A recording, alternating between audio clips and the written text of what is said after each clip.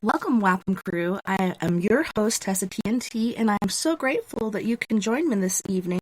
We are live from the Mile High Clubhouse tonight. Therefore, we have a set of safety rules. Make sure you secure your tinfoil hats, buckle down tight, and hold on loosely as we soar over the rocky tops of the La Platas on a rocky mountain high, get sucked into the vortex of the Four Corners, and settle down snugly at mile marker 420 in Colville, Colorado. It is Sunday, September 19th, Monday, September 20th, for those of you across the pond and beyond. Good morning, good afternoon, and good evening to you, and welcome to We Are Paradox Media's Late Night in the Rockies. I hope you guys had an awesome weekend so far, and thank you so much once again for joining us on one of our many outlets. If you are listening live right now, you're listening to us on Spreaker.com under We Are Paradox Media. You can also find us on KPNL Radio, which you can find at kpnl-db.com. If you would like to follow us, you can find us on Spotify, Apple Podcasts, Google Podcasts, iTunes, iHeartRadio, CastBox, Tumblr, SoundCloud, TuneIn Radio, Deezer, Podcast Addict, and Podcast Chaser. And make sure you go over, follow, and like us on YouTube, Facebook, Twitter, and StreamYard. So tonight I have a treat for all of my guys and gals out there. Tonight we will be talking to and getting to know Miss Leslie Mitchell-Clark. And she is a Toronto-based certified clinical hypnotherapist who specializes in a number of modalities, including working with individuals who feel that they have had experiences with extraterrestrial beings. Most of this fascinating work, as well as a metaphysical therapist such as past life and inner life regressions, take place at Leslie's Toronto Hypnosis Clinic, Lightwork Hypnosis.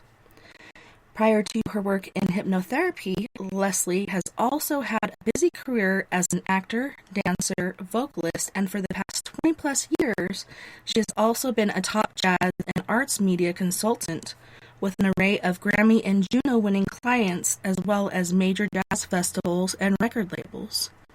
Leslie is currently the director of LMC Media, with offices both in Toronto and Leslie's hometown of New York City. She is also a busy arts writer, contributing regularly to a variety of publications. Welcome, Leslie, and thank you so much for coming and hanging out with us tonight. Oh, Tessa, thank you, my dear. It is absolutely my pleasure. And not only do I have a hat secured, but I think I'm having highlights done. I'm not sure. And I was feeling a little hot up there. God knows I need them. God knows I need some highlights. My goodness, after COVID, I had no idea what kind of hair was coming out of my head, and I wasn't happy about any of it. So I'm all sorted out now, but luckily, we are together here this evening, and I'm so honored to be on your program and also to be able to reach, so many wonderful peeps like all over the globe. This is fantastic. So thank you, Tessa. I'm so happy to be here. And I'm so glad everything is working. Like I said, we had this epic show last night, and it was just crash, boom, bang. Like, what the heck is going on here? But luckily, it's gone off without a hitch tonight. Hopefully, we don't have any turbulence or anything going on. I don't think so, my dear. I think we're going to have some smooth sailing ahead for sure. I'm so excited for this evening, and I just love your energy. It's very contagious. So growing up, did you have any sort of paranormal or supernatural experiences? Well, I would have to say if I were to be brutally honest, I really had them all of my life. Although in my extreme youth, I didn't always recognize them as a paranormal event. For instance, I would often, go to church, go to mass with my grandmother. And I remember one time asking her, Grammy, why do some people have halos over their heads when they're praying and some people don't?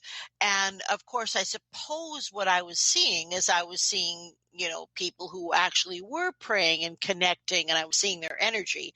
So she just said, well, it's probably better, not to discuss that with anybody else, and I was, kind of shut down. But I always was keyed in that way, I would absolutely have to say. And when I was about 16 years old, and when I was away at Summer Stock Theater, away from home for the first time in my life, I had some very profound experiences, which involved more of a extraterrestrial contact thing rather than a paranormal metaphysical thing involving humanoids. So I've had stuff happen to me really all of my life. As my grandmother's, I was born with the shining, and so it was. The second sight. Yes, indeed. Well, it's so awesome. I have an Irish sister here. I'm Irish Cherokee, and of course, there's a couple other things in there. But those are the two that I really love to own. But how did you get from New York all the way up to Toronto?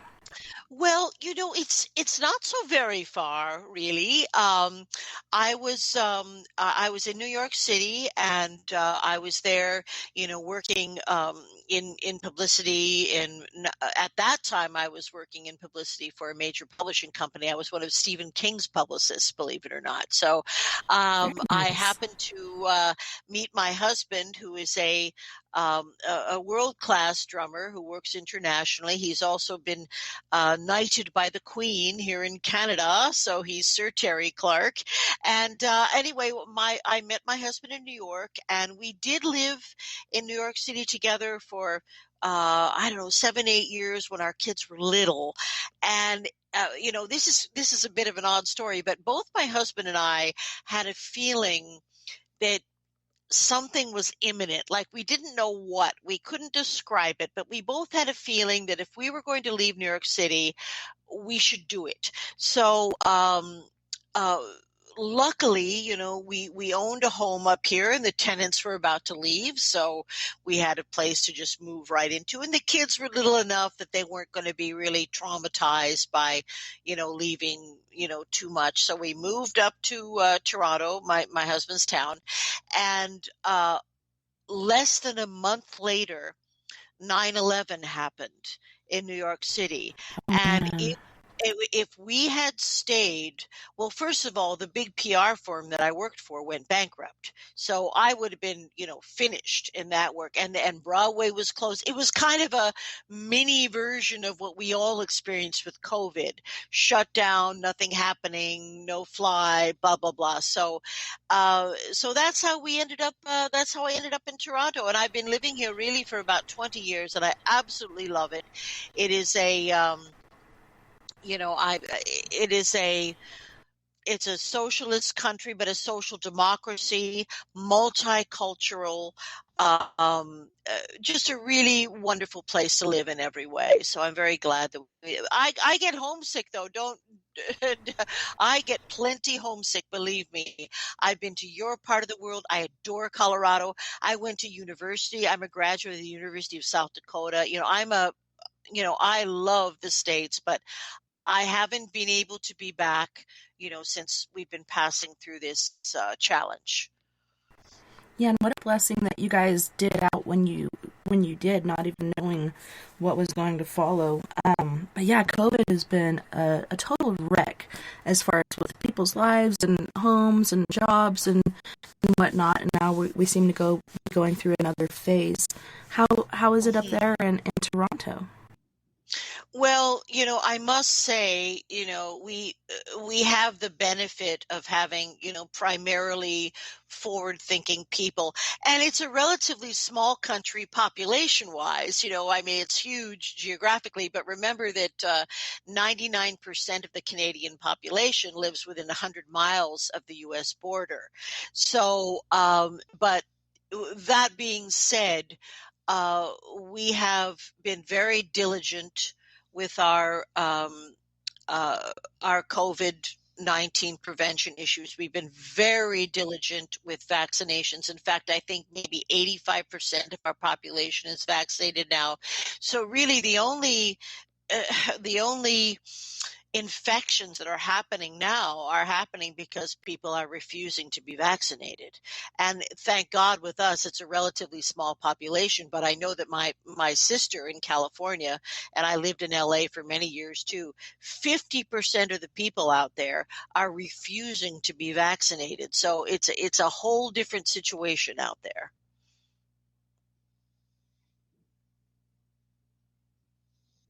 My button wasn't unclicking. Oh, So as far as that goes, with vaccinations, a lot of people are afraid of side effects, clotting. Some people have actually experienced death. And so I'm always curious as to what vaccination did you take? well, Tessa, I've got to say I've got to say I'm equally concerned. I know that there are side effects. I know because of the clients and patients that I work with as a hypnotherapist, personal friends, I know that they are. And I, in fact, took let's see, the one that is supposed to cause the blood clots. God forgive me, I can't remember what it was, but that's what I had. And certainly, I'm concerned, and I know that there are side effects.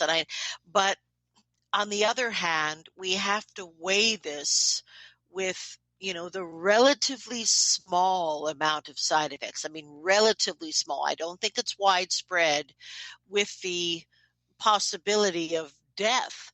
And I've already lost about 5 friends in this thing, especially some in the early days. My friends in New York City was a little bit late getting on the bandwagon, and many people were exposed before St. Patrick's Day, which was kind of the lockdown, March 17th.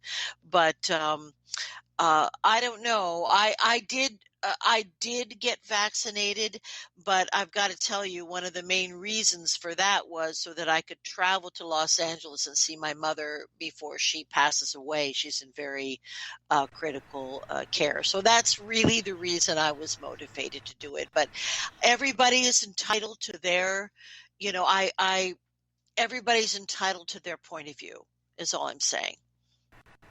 Very true. Yeah, it's kind of scary because it is, so new, and some people think of it as, still on the experimental side. But Pfizer, I guess, is the first one that was approved by the FDA, and now they're talking about boosters and such. And kids 12 and up here can get it as well. And, with the Yes. recent COVID outbreaks at my daughter's school, it's like every single week I'm getting multiple notifications that Yeah. there's a COVID case or 2 or 3 or more. And, I did homeschool last year just to protect my kids, but this year they're just like, chomping at the bit to go back to school and have that social Yeah. interaction and make friends. And for me, it's just such a scary state of affairs. I worry every single Oh. day if my kids are washing their hands and taking precautions like they should in that environment, Oh, because they're wow. pretty willy-nilly as far as, oh, well, it's up to you if you wear a mask. No, it should be up to the parents, but thank you. Yeah, I know, and I'm older. My kids are all grown, but I often put myself in that position of, what would I do? But I do think that, the risk for children it's quite low across the board, and kids really need that social interaction. Plus, I think if I had been a parent homeschooling, I might have blown my brains out.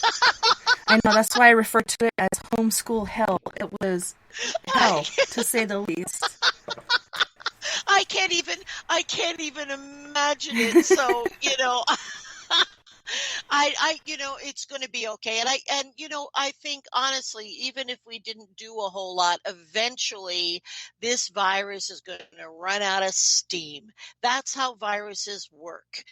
And I think probably in the future, what will happen is maybe we'll get a shot like you might get the flu shot in the winter. It will run out of steam. And for now, the kids are at such low risk. I think it's going to be okay. Yeah, I'm ready for it to go away, but we'll see when that happens. So yeah, there's been really crazy technical issues going on for a lot of people as well. I don't know if it's due to solar flares or what exactly is going on, but we had that hoopla happening yesterday when we had Mr. Jim Hunt on, and then you said your power went out for no apparent reason. I'm just like Oh wondering yeah. who else was affected yesterday and what exactly was happening.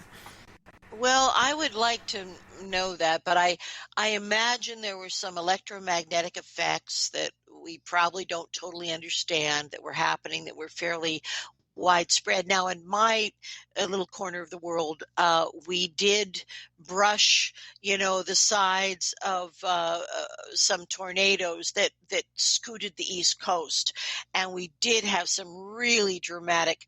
I mean, like ball lightning, crazy light. We had a lot of crazy stuff that went on. So it's not too surprising that we had some power outages, but you guys were okay, so or should have been okay there in the Rockies. So I'm not quite sure what went on, but something was abnormal. Something interrupted the geomagnetic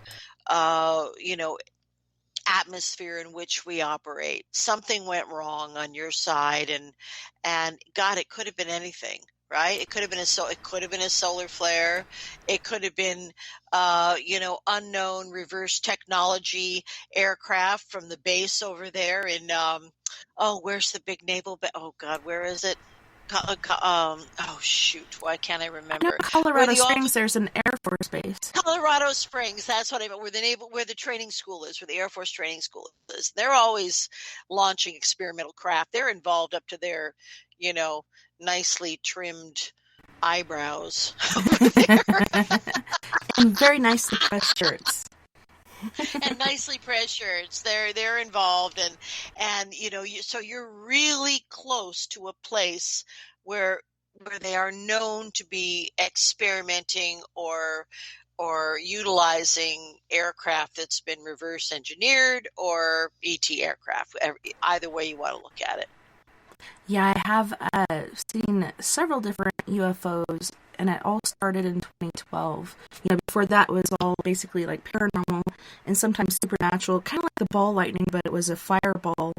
I think it was ball lightning, the first one Uh-huh. I saw, but the ones that I've seen here, it was insane. Oh, wow. Well, that is, see, in my way of thinking, as above, so below. I believe that many evolved extraterrestrial beings are able to move about in the dimensions that we consider, heaven or the spiritual dimensions. It's just higher vibration that we're in our meat suits down here, and once we are able to leave these physical bodies, we don't dissipate. We continue on with our personalities and ourselves. However, we're operating at a higher vibrational level. Now, I believe that some beings um, are not uh, are not primarily physical in the sense that we think of it. And they're really sort of like energy beings, but it's all a question of it's all a question of enlightenment and evolution. And here we are on our little watery planet, and we are in the cruel school. I mean, we are obviously here to learn lessons about compassion and caring and peace and all of these things, and many people are getting those lessons and are wonderful, but we do have a big diversity of spiritual evolvement here on the planet. I'm sure you would agree, Tessa. I mean, Hmm. we have beings, we've got Charles Manson and Ted Bundy and Donald Trump, forgive me, and also on and then we've got the Dalai Lama and Mother Teresa and anybody else you would like to put in that. So we have a big wide diversity of vibrational levels of people on this planet. And maybe that's why I often, in my work with people who've had encounters, I often hear the term the grand experiment. because I think maybe in some ways we are completely unique in our part of the galaxy, in that not only do we have beings of different, shall we say, different stages of enlightenment, but we also have a variety of different physical beings. We have the 5 fingers of man.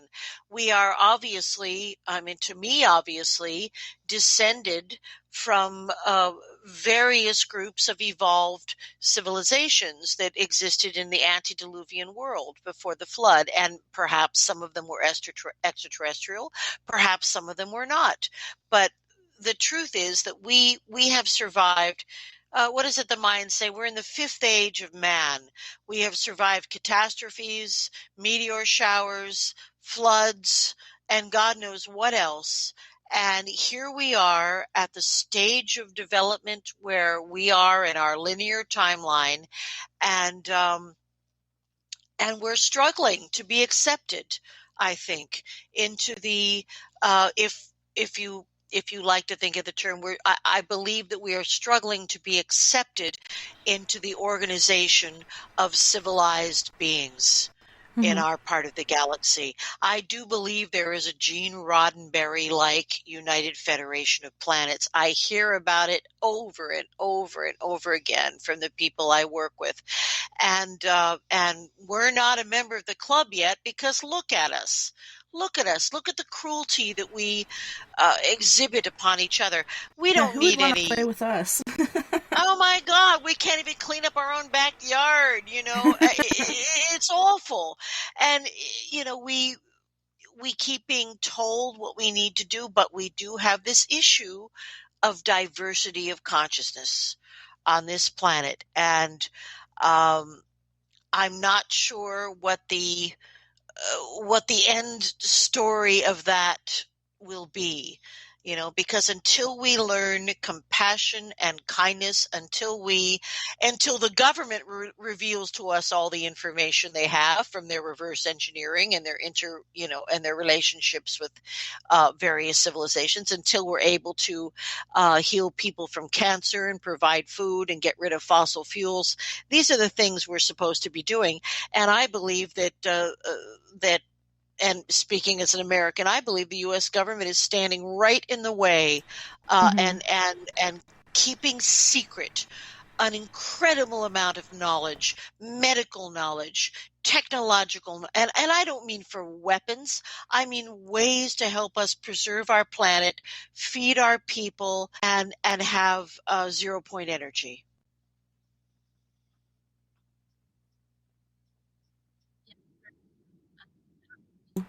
I don't know if you see this, but I feel like in recent days it seems like more people that are gifted or awakened are coming out, and it seems like we're going through another state of where we are accepted.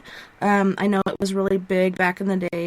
People would do seances and get together and play with Ouija boards and stuff on the weekend, and then all of that went away for a while, and now the doors kind of reopened where we can I call it coming out of the paranormal closet. I was in the closet forever until 2012, and I'm just like, fuck it. I don't care what anybody thinks anymore. I'm going to use my gift because it's a time to help people and help to raise each other up and help each other to understand things differently than we have before. But it seems like even kids these days, the younger and younger people are coming out with their gifts and their awareness, and it's just really mind-blowing to me. It's beautiful. Well, I have to completely, agree. And in fact, I do believe that there was a shift of consciousness. And what I have heard is now we have more than 50%. A majority of the people on the planet are spiritually aware, which is going to change everything. We really are now in the majority. And, Tessa, all you have to do, we're in alternative, broadcasting here, but all you have to do is look at what's on mainstream television to see what people are fascinated with. They're fascinated with spiritual investigations. They are fascinated with possible ET encounters. They are fascinated with Ancient Aliens, which I think is in its 15th season now, right? So these shows aren't being renewed because they're not successful. They're being renewed because they are successful, and they're being sold into God knows how many small markets across the country and across the world in syndication. So what we are seeing is a renaissance. And certainly in the same way that people with alternative lifestyles are coming out, what have you, those of us that have, really dedicated our lives to the paranormal, we're out there too, in neon signs. And you know what? There's no censorship on the internet. I'm sorry. People get paranoid. They can think we're being censored, but I've been into this like deeply for 15 years, and I've appeared on God knows how many shows and talked about the most far out stuff in the world. And I have never had one incident of feeling that I was being, persecuted or my phone was being tapped or whatever, we can tell the truth. The majority of us on this planet are accepting of the truth, and we can speak our truths now. We can. So very true. And yeah, I think Ghost Adventures, this is their 25th season. So it's about 25 years that they've been out. It's like, holy shnikes. But I know. Even before those guys, I didn't even know who they were. And Paranormal State was like my favorite. I was just like, oh my gosh, look what these guys are doing. And I know. instead of just investigating it, they were helping people as well, like doing clearings and cleansings and stuff. Oh, yeah. And it just really made me feel good because I've had to hide from people for so long. And, for me, it was normal growing up the way that I did and seeing what I had seen and experienced and then sharing it with friends.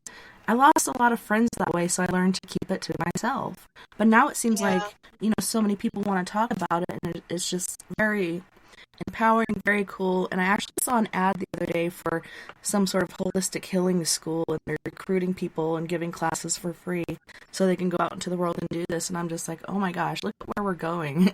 It's pretty amazing. Well, that is absolutely true. And, even from my perspective as being a master hypnotherapist and here and working with people and all kinds of things, the increase in the amount of people that would like past life regressions or interlife regressions or come to me with fragmented memories or feel that they may be possible contactees. I mean, these things are just increasing. They are not decreasing. And, honestly, I have to tell you that 99% of the people who come to me are genuine. It's often the question is asked, how do you know that someone is not, mentally ill or they're not, hustling you or whatever. And I have to answer that by, initially, before anyone comes to see me for any kind of esoteric work, I have a very thorough, in-depth conversation with them, usually for at least an hour. And by the time that I'm done talking to that person, I have a very good idea about what is going on. And most of the time, people who come to me are incredibly genuine and are also really high functioning members of society. The contactee phenomena is something that crosses all lines of socioeconomic levels, religious beliefs, cultural beliefs, age, it crosses everything. So, I have a lot of hope for the future because of the incredible diversity of the experiences that I see going on. Yeah, and it's interesting to me. I have a paranormal group, and like you said, about 98% of these cases are true and factual cases, but then there are people out there that do have some sort of mental disturbance, or perhaps they have some trauma that they didn't deal with, and it's causing things to happen. But otherwise, there's actual stuff happening. But I have seen it was about a year before the COVID outbreak, but when the COVID outbreak happened, it really ramped up the paranormal activity as well as UFO sightings and alien activity. So I'm just at Hmm. a point where, is it due to all the fear and other things going on in our environment, or is something about to happen? You know, it kind of makes you wonder what's going on in the world around us. Well, I think that as far as, benign or positive ET activity and contacts and positive information, that had been escalating before COVID. So that escalation of enlightenment and positive messages, and we are working now with you to bring you all to awareness, all that kind of stuff. We were really into that really ramped up before COVID. Now I think what happened with COVID is that the fear vibration got in there. And it's important to remember that, like, every 100 years we have a devastating virus. It's Yes. it is something that has happened repeatedly. The last time it was, unfortunately, the Spanish flu, it was neither Spanish or a flu, but that was 100 years ago. And this is not unusual for these things to happen. I don't believe that this is a weaponized infection. I don't believe it for a second. When you're dealing with eating animals and this, that, and the other, anything can happen. Anything, intended or not. However it happened, it happened. But I do think that the fear level was so increased during that time that we maybe took a few steps backward as far as enlightenment and raising the consciousness of the whole planet. There was a lot of fear, and then people got into some pretty serious phobic syndromes. There were a lot of people that wouldn't come out of their houses, that became agoraphobic. I mean, I have been dealing with this, oh boy, for the past year and a half. Hmm. So, yes, I think fear slowed everything down. Fear is a heavy emotion that completely stops progress in its tracks. And fear is used in control. And fear has been used to control us. And I don't mean fear by ETs. I don't, fear has been used by our own government to control us so that we don't ask the questions that we should be asking. Yeah, and like you said earlier, they do keep so much stuff away from us. Kind of reminds me of, like, parents and their kids. There's certain things they tell us, certain things they don't. But, you know, I joined the military just to escape a abusive relationship. And I was like, go Hmm. ahead, tear me down and build me back up because I'm basically at the bottom anyways. But I didn't trust my government at the point that I joined. And then I really, really didn't trust my government after I left it. Yeah, it's just pretty insane what is going on out there. So earlier you were talking about in your teens you had, I think you said, your first ET experience. Could you tell us a little bit about that? Yes. Well, I was about 16 years old. I graduated from high school early, and I was hired and had a scholarship to go to this summer stock theater, which was in the Black Hills of South Dakota. And, that is a very, very Wow. sacred area to the Yeah. Lakota people. And, for those not familiar, that's where the Rushmore heads are, which I find offensive that white icons have been, you Hmm. know, blasted into the mountain that is sacred grounds of the indigenous peoples. Anyway, that's neither here nor there, but that's where I was. I was at the Black Hills Playhouse. Now, there were about 300 people in the company. It was a repertory theater. We did 5 or 6 productions, ran all summer. Now, one of the gals in the company with me, now she at the time seemed fantastically older to me, but I'm guessing that maybe she was in her late 20s, Oh, something like wow. that.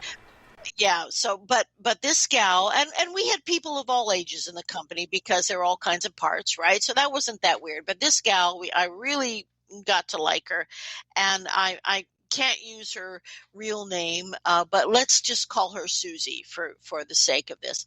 So we got to know each other, and I asked her, the elephant in the room. I asked her, well, I already know you're a successful vocalist. You work in Nevada, you work in Reno and Tahoe. Why are you here at the Black Hills Playhouse? And she said, well, actually, if you must know, and I'm going to tell you the truth because I can tell that you have psychic ability. She said that she was working as a communicator, a nonverbal, a telepathic communicator with extraterrestrial beings on behalf of the government. And that she would be, she'd go to some plane wrap airport somewhere and get on some plane wrap airplane, and they'd take her out to, Dreamland or, wherever the base was. And I believe, by the way, that those bases are primarily underground. We're not seeing what's really going on. So at any rate, they would take her out there, and she would work and communicate with extraterrestrial beings. I don't know if they were from one particular group or many groups. And she was sick of it. She was exhausted by it. Because for her, she couldn't turn it off. I suppose there are some individuals who do that kind of work who can say, now I'm done, and turn off the channel, but she couldn't. So it was making her nuts. So she was hiding out at the Black Hills Playhouse, for lack of a better term. So one afternoon, and I was hanging out at the snack bar, something I was very good at. I was hanging out, and in a company of 300 people, there was like nobody around. It was just me. And I saw a kind of a late era town car. This would have been 1973. So this car pulled in as if it'd been driven off the showroom floor, and it looked to be like a 1964 Chrysler Imperial, something like. So that immediately was weird. It was anachronistic and strange. So this car pulls in, and it pulls right up to the outside of the cabin where my friend Susie is living, and I assume she's in there. So I'm only about 20 feet away from this car, and out of the car, two beings exit. I'm going to call them beings. I now do not believe that they were fully human. These beings had skin, very pale skin, that looked like it was plastic. It did not look like human skin. It looked like Joan Collins. Yeah, it was an Edgar suit. It looked like Joan Collins. It wasn't actually skin. Anyway, you know what I mean. And Yes. And these beings were also dressed very anachronistically. They were dressed like they were gangsters in a 1920s film. They were wearing fedoras. And one thing that was quite unusual is their pants had very high cuffs, like high waters, and they were wearing large, they look like orthopedic shoes. And now when I think about this in retrospect, I wonder, were these shoes weighted? Did they have issues with our gravity? I'm not sure, but that's what they looked like. So they went into Susie's room, and I thought, I'm going to give this like 10 minutes, and then I'm going to burst in. Now, what did I think I was going to do? Threaten them with my tuna sandwich? I mean, Yeah. I had no plan. I was 16, no frontal lobe, no plan. But luckily, before I burst in there, these two beings left. They left quickly. They hopped back in the car, and they pulled away. Now, later on, when I saw Susie, like in the dining hall at dinner, I said, what the boop? What the bleep was that? Who were, and she said, well, that was more pressure from the government to continue in the program. And she was resisting, and I must tell you, well, she had a car, and we would every time we drove into town, which and the nearest town was Custer, South Dakota, we saw either oddly quickly moving lights following us, or at certain times I actually saw really what looked more like the manifestation of craft, and they look kind of like the classic Betty and Barney Hill saucer with lights. So I saw all of that stuff intermittently throughout that summer. And in the passing years, and now it's been many passing years, right? That was 1973. I have tried to find her several times, many times, using her correct name. And for a person who was so well established in Nevada, as she said, I have never been able to find her. That is so odd. Yeah, and true, and mind-blowing. Yeah. So these guys, it reminds me of a video I saw, and there was a girl that had gotten some footage, I think, on a camera, or it could have been her phone. I believe it was her camera. And she was at work, and all of a sudden, two guys came in. They basically looked like they were twins, very tall, kind of Nordic looking, wearing, like you said, the black suits, the white shirt, and the fedora, wearing sunglasses, and her at first, like, seeming like she was off-putting, but then, I don't know if they did some mind meld or whatever, but she just, like, went over to her purse, grabbed the camera, and then left with these guys, and I don't think she ever came back. Wow. But it's very intriguing. Like you said, they were very pale, very light-skinned, and just looked very, I don't know, hybrid or inhuman or... Yeah. It sounds very, very, very much like, like what I saw. And, a lot of this, Tessa, this is all the way, all of these things, the way they go down, all of this government stuff, all this subterfuge, the secret space program, the 20 and back, all of it emanates from the original agreement made by Harry Truman at the end of World War II, and then later reinforced by Eisenhower, where we as a nation, or the head of our nation, allowed a very specific variety of ET. They were grazed from the Zeta Reticulate system. They were allowed to take a certain amount of citizens of the world, I suppose, to harvest DNA material. And at the same time, they would give the U.S. government technology that would help. I mean, not technology that was going to help our environment, but other kinds of technology. And so what the U.S. government did is they farmed out all this different tech to the big industrial giants of the day. Like you get fiber optics, you get consolidated circuits, you guys over here, you get Velcro, so right.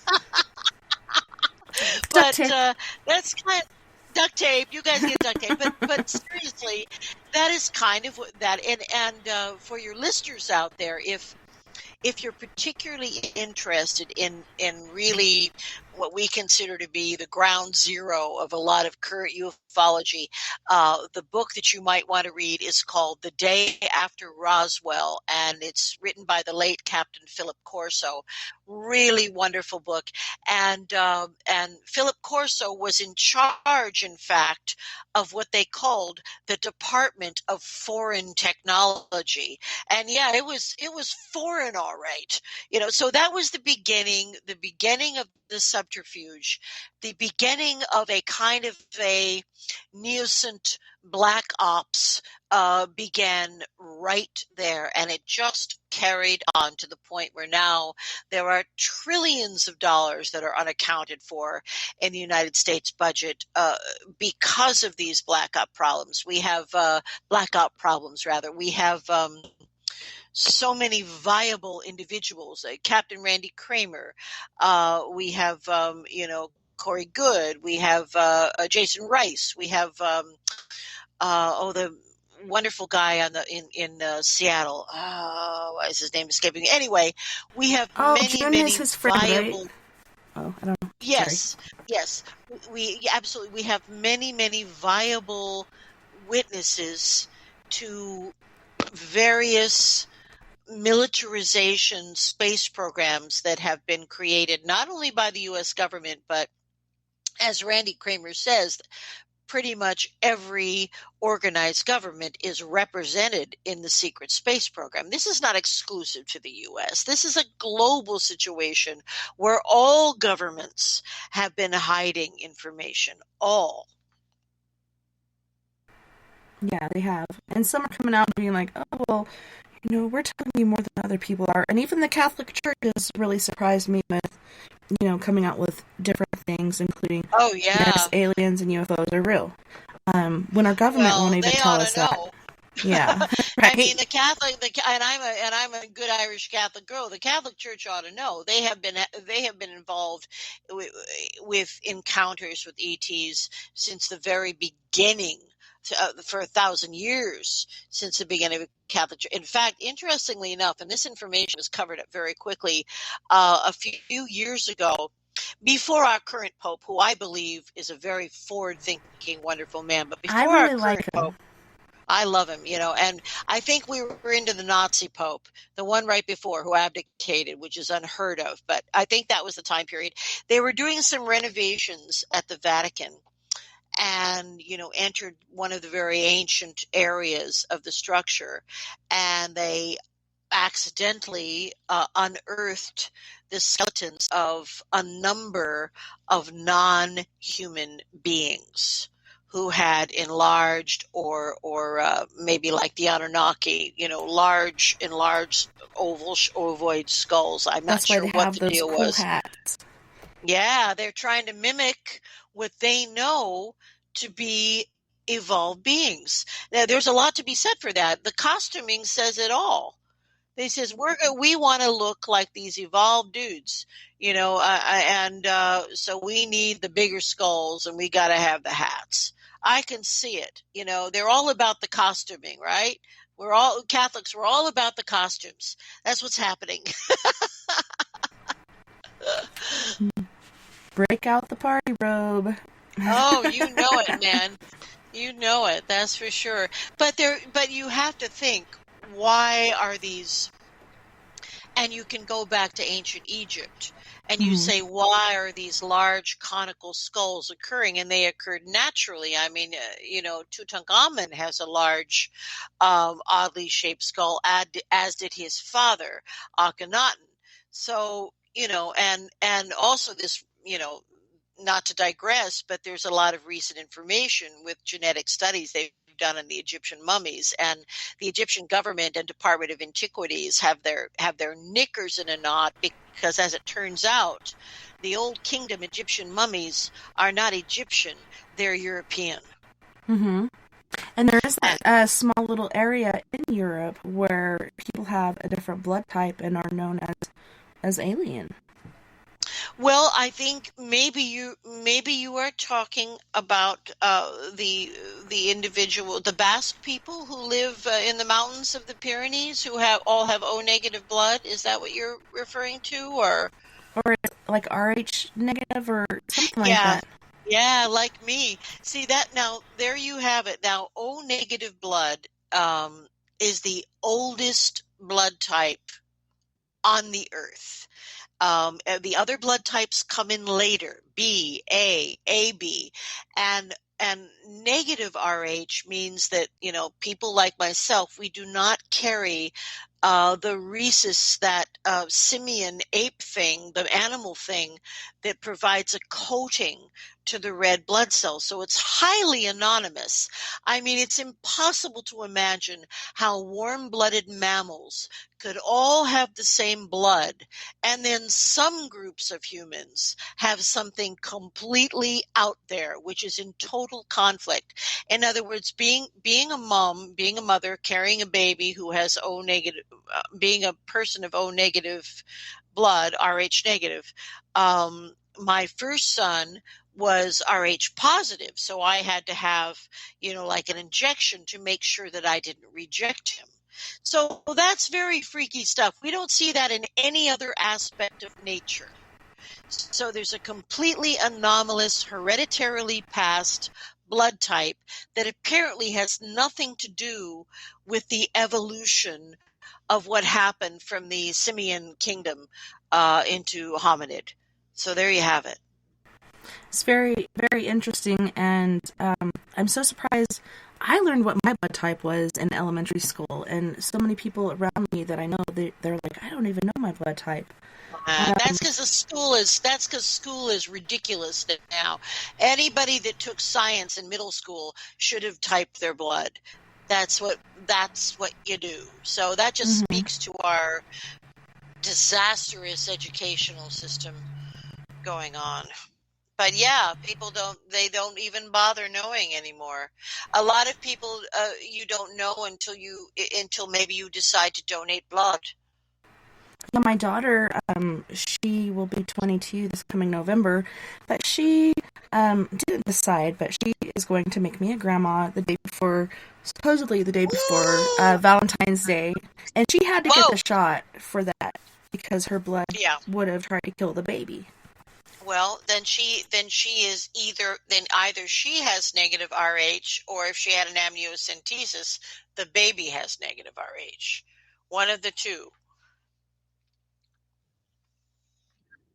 It's pretty interesting to me because, my sister and I have always felt like we're mutants or hybrid or, there's something different about us. And then when that happened, I'm like, okay, there's just another thing that kind of tips the scale there. Pretty interesting. Oh, yeah. You know what? I mean, look at this. Here's an interesting little factoid. All of the beings that we know of on the earth, mammals, reptiles, all of the beautiful beings, birds, what have you, they are only possibly receptive to really a handful of illnesses. Human beings, humanoids, Homo sapiens sapiens, we are vulnerable to over 6,000 genetic mutations which will make us sick. So that just says to me, we had some work done on our genome which was imperfect. Yeah, and it's also interesting, another personal note about myself. I did that 21andMe cancer test at the doctor's office. 23andMe maybe, or? Yeah. Okay. And so they said everything came back. They didn't see any flags or anything, but there was an anomaly on there. And then another interesting thing or case in my life, my son was born, and the whole time I was pregnant with my son, I decided I'm going to have my 2 girls. I'm done having kids. But then my son appeared, and before he was born, my husband was always making jokes about me being from Arkansas and him being from Arbalese. So our kid is definitely, bound to be born with a dew claw. And when my son was born, he's got 6 fingers on his right hand. And I'm like, shut the fuck up. Like, this is not a time to be joking. He's like, no, I'm serious. And then about a year ago, I learned that, Native Americans or First Nations people back in the day used to raise up their right hand to show whether or not they were human, because supposedly the aliens would raise their hand and have extra digits. I'm just like, wow. That makes an awful lot of sense, and we have heard of 6-fingered beings, from the dawn of time, and it's actually amazing how many, these statistics are not made public, but many, many babies are born with extra fingers and also tails. So that is something that and is extra not, toes. And extra toes. So it's not commonly known, but it does happen. It happens with enough frequency that, it's been noted, but even the parents don't often know that that's occurred, that it's just dealt with like right away. Yeah, I did a lot of homework on it. I was like, was it something I did? I was drinking a lot of muscle milk for a while, and they're like, no, it's just a genetic anomaly. But it was just very interesting to me, and the doctors were totally pushing that I get it removed. And, I, like I said, did a lot of studying online. If you get this cut off, it could cause weakness in that hand. Also, as you grow, a nub will be growing because, your bones grow as you grow into adulthood. So he'd have to have several surgeries, not just that one. And to me, he's perfect. So I'm just like, it's his thumb, his decision. I'll let him decide when the day comes whether or not he wants to get rid of it. Because for me, he was made that way for a reason, and he's perfect. Yeah, and that's no doubt the way to look at it, because our corrective surgery is, just a few notches above, blood leaching. I mean, we don't really have it together, right? So it's time for a good bleeding. Yeah. So anytime it can be avoided, I'm in favor of that. That's for sure.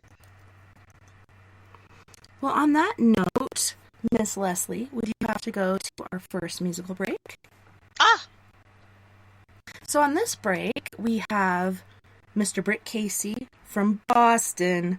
He's from Boston, Massachusetts. He's going to be singing Mr. Cellman. We also have King Cinnamon, who is actually from Biafra, Nigeria, and he will be singing fantastic. And we also have Nonye Toria, who is from Ghana, South Africa, and these are all awesome artists.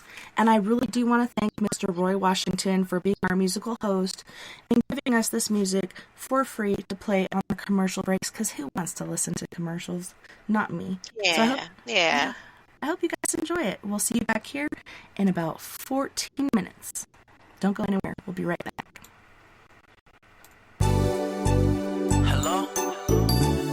I'm trying to call my baby, but it's poor reception, cause she ain't picking up. Hello? Hello? Listen, Mr. Operator, I've been up all day and I'm trying to dial my baby's number. See, it only rings straight to the machine. 617. Now I know something must be wrong with this cell phone, cause my baby knows she wouldn't hang up on me. So tell me what's going on. I see, most of the time phone only ring twice. How you doing, boo? Cool, how's your date? Nice. Now she ain't picking up, plus a text her. Put it to your plane, she's the one to get next to. It's not just the way, it's all day with affection. I'm hoping this detection is poor reception. Straight to the machine, mean it's like clicking my car, get connected quick. I'm saying, hey, Mr. Cellular Phone Man, I see there's something wrong with my line. I try to dial my baby's number, but get click every time. Mr. Cellular Phone Man, I see there's something wrong with my line. I try to dial my baby's number, but get click every time. Why she ain't picking up, yo? I see the phone rings quite a few times before any answer. And I know she's home, well, at least till 3. And I know she's home. No, I don't mean to be any bother operator, but could you just check and connect this call for me? Cause I know she's home. Now see, the first time I call, I'm like, maybe she working. And the second time I call, I'm like, little bit hurting. But the third time I call, I'm like, going berserk. And now half a day gone, can't get her on the horn. Usually in the morning, maybe it's something wrong. I mean, she wouldn't take this long to call back. See, we tight like that, she's supposed to be mine. So could you please try it one more time? Hey, Mr. Cellular Phone Man, I see there's something wrong with my line. I try to dial my baby's number, but get click every time. Mr. Cellular Phone Man, I see there's something wrong with my line. I try to dial my baby's number, but get click every time. Why she ain't picking up, yo? For some reason, it's like she ain't home. Just wanna get my baby on the phone. Now I know that she's there all alone. So can you please hook up my cellular phone? Hey, Mr. Cellular Phone Man, I see there's something wrong with my line. I try to dial my baby's number, but get click every time. Mr. Cellular Phone Man, I see something wrong with my line. I try to dial my baby's number, but get click every time. Mr. Cellular Phone Man, I see there's something wrong with my line. I try to dial my baby's number, but get click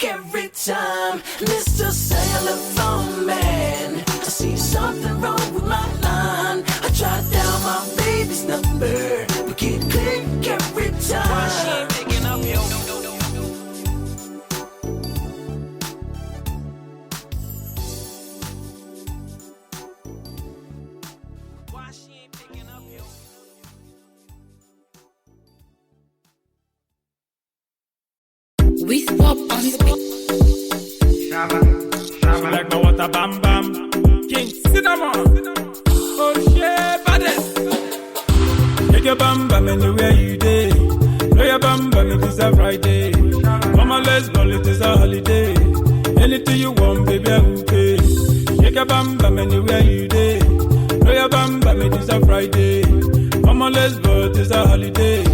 Anything you want, baby, I will pay. Fantastic. Baby girl, you romantic. Fantastic. Baby girl, you romantic. Gucci brother, baby, gather something. Come on closer, baby, gather 19. I know you better, but I am the king. Your backside bigger than Bombay. Baby girl, broncotum. I like the way you want your broncotum.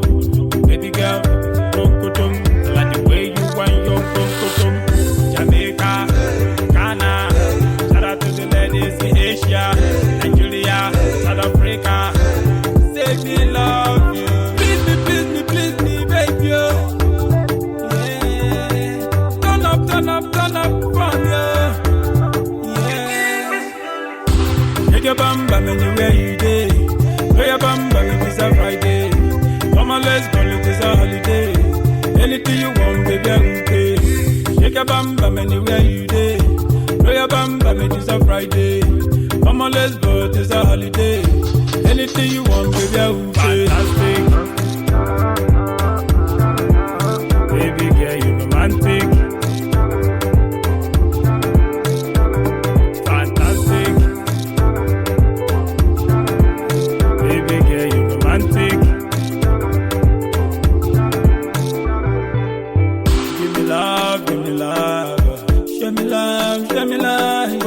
Give me love. Me want you, me love you. Give me love. Oh, give me love. Hey, please me, baby. Oh. Yeah, turn up from you. Yeah, take your bam bam anywhere you day. Throw your bam bam, it is a Friday. Come on, let's go, it is a holiday. Anything you want, baby, I will pay. Shake your bam bam anywhere you day. Throw your bam bam, it is a Friday. Come on, let's go, it is a holiday. Anything you want, baby, I will pay. Fantastic. Baby girl, you romantic. Fantastic. Baby girl, you romantic. King Cinnamon. You know what I'm saying?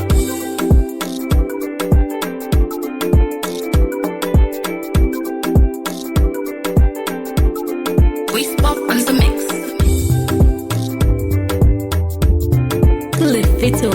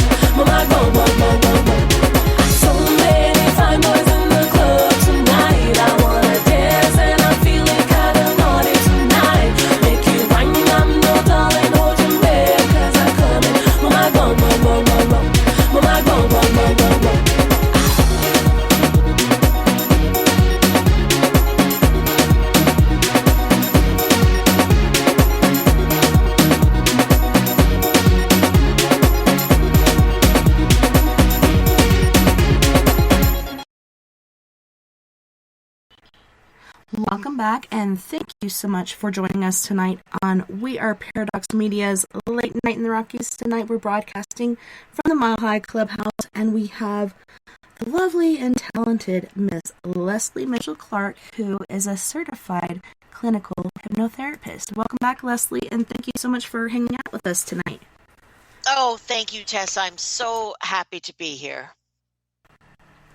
So I'm interested to know how exactly did you first become interested in doing hypnotherapy? Yeah.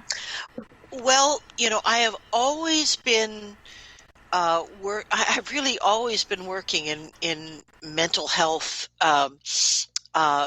situations. When I was just I don't know 17 or 18, I worked my way through university by being a psychiatric aide at a state mental hospital. And during that time, I also took further hospital courses, and I became a psychiatric technician, which is a bit like a psychiatric nurse. There are certain things we don't do, but almost all the other stuff we do. So even when in my adult life, when things after university, when things were slow or I didn't have entertainment work, I often worked as a psych tech, primarily in rehab and for drug and alcohol.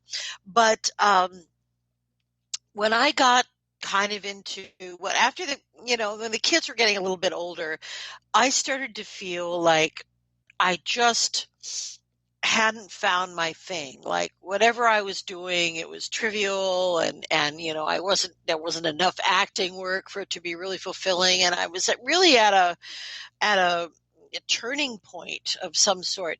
So my husband, God bless him, bought me a past life regression with a hypnotherapist, and I went for it. And now not only was the regression and the material that I heard incredibly insightful, but the main thing that I got from that experience is I knew that I could do that thing. I mean, it resonated. I said, this is what I'm supposed to be doing. I can't tell you what a profound kind of how sure I was that this was something that I could really do. So very soon after that experience, I registered. I went back to school. I went to the Ontario Hypnotherapy Center, and I got my basic hypnotist certification. And not long after that, I began practicing. I was working at a clinic, and over the years, I took various certifications. Right away, I went back and wanted to get my metaphysical hypnotist certification, which meant that I could do past life regression, interlife regression, and something that we call energy release or entity release, although I don't really do that. But yeah, that's part of the metaphysical hypnosis package. So probably about 15 years ago, I first began working with individuals who believed that they had some sort of high strangeness or extraterrestrial encounter. And it only happened, Tessa, because in the clinic where I was working, maybe about once a month, someone would call in and say, I'd like to see somebody for regression. I've got missing time. I think I had an ET encounter. And nobody wanted to touch that with a 10-foot pole or a 30-foot pole or any kind of pole. So I said, hey, send these people to me. And that is how this work really began in earnest. Now, what I did to be able to work efficiently and with this kind of a method with experiencers is I adapted the techniques that I had learned for past life regression and interlife regression from Dr. Georgina Cannon, who is my mentor and teacher in hypnosis. So I didn't Tessa, I didn't reinvent the wheel. What I did is I adapted tried and true kind of metaphysically oriented regression techniques to be used with potential experiencers. And that's how things got started. And a little ways into that type of work, a really wonderful person named Wes Roberts came to see me, and not only did I guide him through many regression experiences, but we wrote a book together, which was released about a year and a half ago, and it is called Intersections, A True Story of Extraterrestrial Contact. And what it really is, it's the story of Wes Roberts and how he came to me, and there are many, many extended passages that I had transcribed from actual sessions. So it's really insightful for people who are interested in, what goes on in a kind of a hypnotic regression session. So that's really how I came to this work. And I should also say,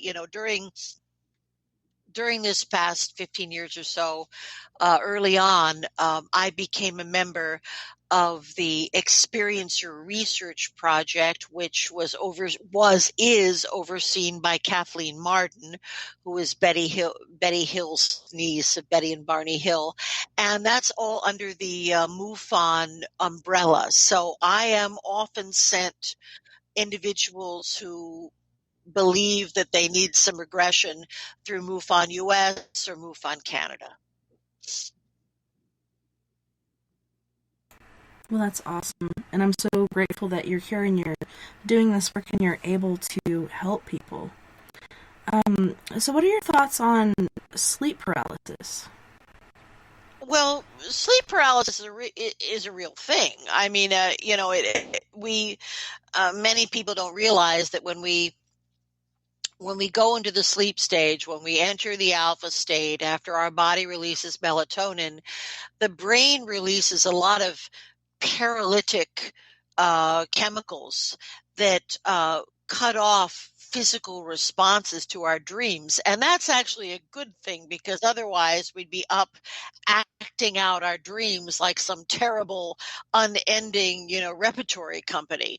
So the reason we exude paralytics rather at sleep time is to prevent us from acting out our dreams or sleepwalking. Now, obviously, there are exceptions to all this. There are sleepwalkers. There are people who can get up and do stuff in their dreams, but it is quite unusual. Now, I think that most of the time when people experience what we refer to as sleep paralysis, they simply are coming to wakefulness before the body has a chance to wake up and slough off these chemicals that cause the paralysis. And it can be very, very frightening, because the person literally is conscious, but yet they can't move their body. Now, most of the time, I think that is a thing that occurs. It's a purely scientific kind of medical thing. Now, also, I do believe that when people have abduction experiences, sometimes they are paralyzed for all intents, or sometimes it's only the etheric body, the spirit body, astral body that leaves and goes aboard the craft. So there can be an interval where the person's astral body gets back into the physical body and everything isn't quite lined up. So that could be another type of sleep paralysis. So there are all kinds of reasons why it can happen, but I do think that the primary one is really medical, and it has to do with the release of paralytic chemicals that we release into our system, and there being some kind of a slight interval before they wear off and when we become wakeful. Yeah, pretty interesting. My oldest daughter, she had a very large phase of sleep paralysis to the point where she wouldn't sleep in her room anymore. She would sleep in the living room. I think the very first time that I had it, I've only had it twice. The very first time I think was perhaps like an astral thing.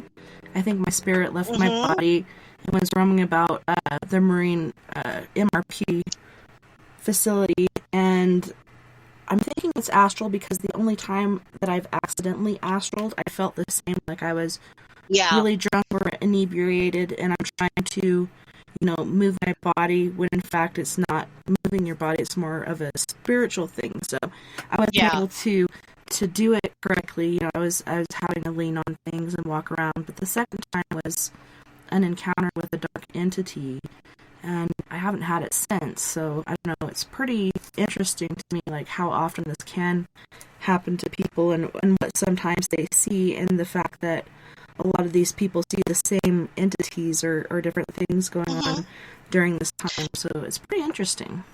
Well, if we get stuck, if we're coming back into our body and it's not a smooth entrance, and if we get stuck in the, just the astral realm, which is very close to the physical realm, you can see all kinds of what I call astral trash. You can see all kinds of low vibrational beings if you get stuck there, coming back into your body. That is always possible. So that sounds very much to me as if you were in an astral projection kind of mode, which happened in your case rather automatically, and then getting back in was a little bit of a rougher trip, and you probably did see some dark beings that live in this zone that is, well, we would call it limbo, perhaps. It's not heaven, it's not hell, but they have not moved on, or they exist in this psychophysical level. Yeah, my daughter, she did some pretty weird things. The weirdest thing she ever did was she started speaking in I think it was Russian or German or something. And she had this little puppy, and she was clenching it between her legs and speaking this different language. It was pretty intense, to say the least. We're like, okay, what the hell is happening? Wow, that is out. Well, a couple things could have been happening. She could have been channeling someone, in that receptive state between being asleep and being awake. It's very much like a trance. She would be in the alpha state, but yet not really protected, so it could have been channeling. Another possibility is she could have been journeying in her subconscious and tapping into a past life. So that's also possible. That's interesting. I had my mentor, Kat. She actually died from cancer, but she taught me so many things, and she told me a lot of her experiences with her daughter, recalling memories from her past life and how their lives kind of worked in circles. They were always in each other's lives throughout these past lives. I never personally experienced it until my youngest daughter was born, and she started telling me about her past life experiences. She was only just over a year old, and she was tying a lanyard around her leg, and I'm like, Sissy, don't do that. You're going to get the pins and needles, and it's going to be really uncomfortable. And she said, Mama, I got to tie it off or I'm going to bleed out. I'm like, okay, what? And a half-year-old says that. And then she again recounted she was a man. She was very tall. She had blonde, wavy hair, wore glasses, and was a nurse. So I believe she might have been a military nurse that did get shot and perhaps lose his life because that bullet did hit an artery in his thigh. But it was just so intriguing. She doesn't remember it today, but I'm so grateful that she did, and she was able to share that with me at the moment. It was pretty interesting. Oh, yeah. Well, I do remember, my eldest son used to talk about his other family, and he drew pictures of a family that looked clearly like they were Japanese. The women were in kimonos and they had obis and the whole thing. And he said, well, this is my mother. This is he had a whole thing planned out. And I believe that, he came back in really quickly and was most probably a Japanese soldier who died in World War II. And he came back really quickly. And after a while, when he got to be about 3, he didn't remember anymore. He didn't remember anything anymore, but he sure talked about it a lot and drew pictures. So his most recent life was very still prominent with him. And, we all, we tend to incarnate in groups. That's one of the things that we know. I mean, we are in soul groups. So it is like being in a theatrical repertory company where you play different roles in different lifetimes, and that's how we learn, and that's how we grow. Spiritual beings having a human experience. Yes. So a lot of people that are abducted or have these different experiences have issues remembering certain things. Like they'll remember little flashes, but they don't remember everything.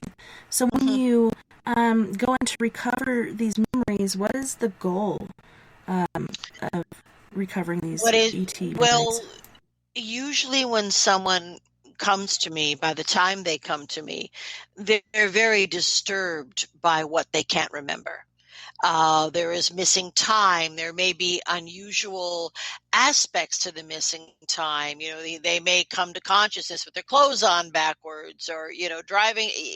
Anything is possible. But usually by the time someone comes to me, they have a kind of a mashup of conscious and memories and partial memories.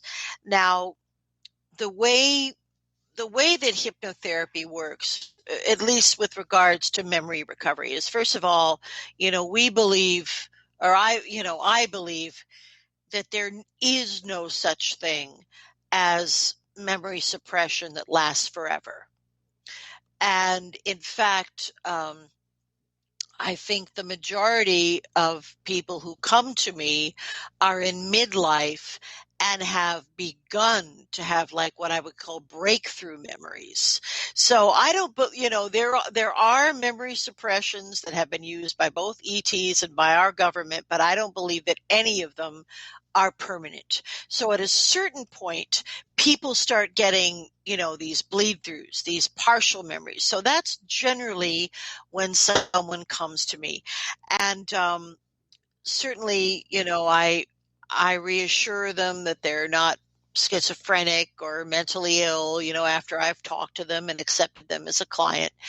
And the way that hypnosis works is, well, first of all, hypnosis is well over 6,000 years old.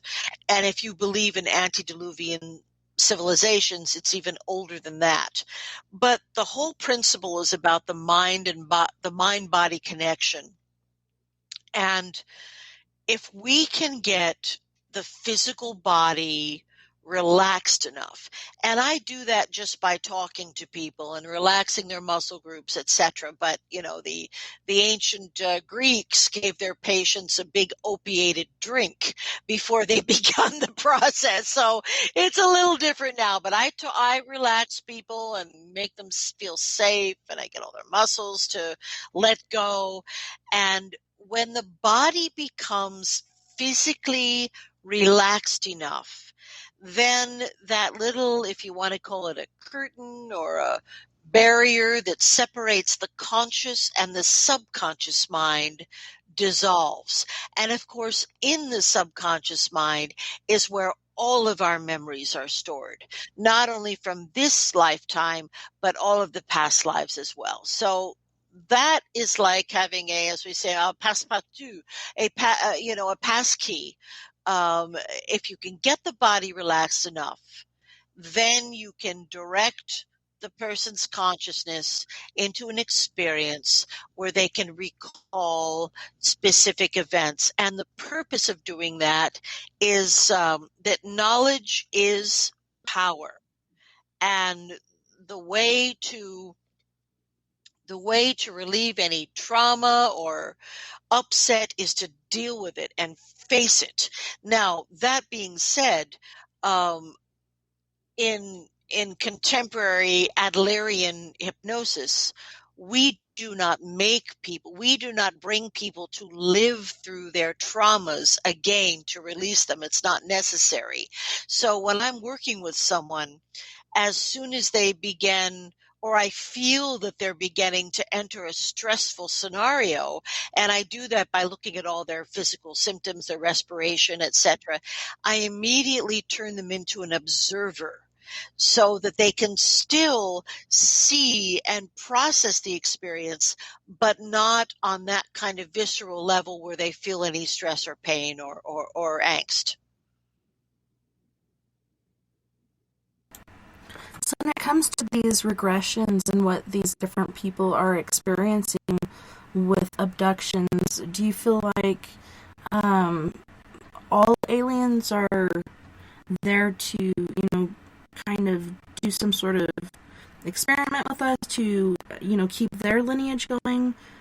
Because I think there's a lot of toxicity out there in the universe, radiation and so many other things that could be happening to where they can't reproduce, so perhaps they're using us for that. Or, are there other entities out there that have a darker agenda? What have you seen? Well, what I'm going to say, and this is, that the vast majority of the time when I'm working with people, their experiences are positive and spiritual, right? So that's most of what we get.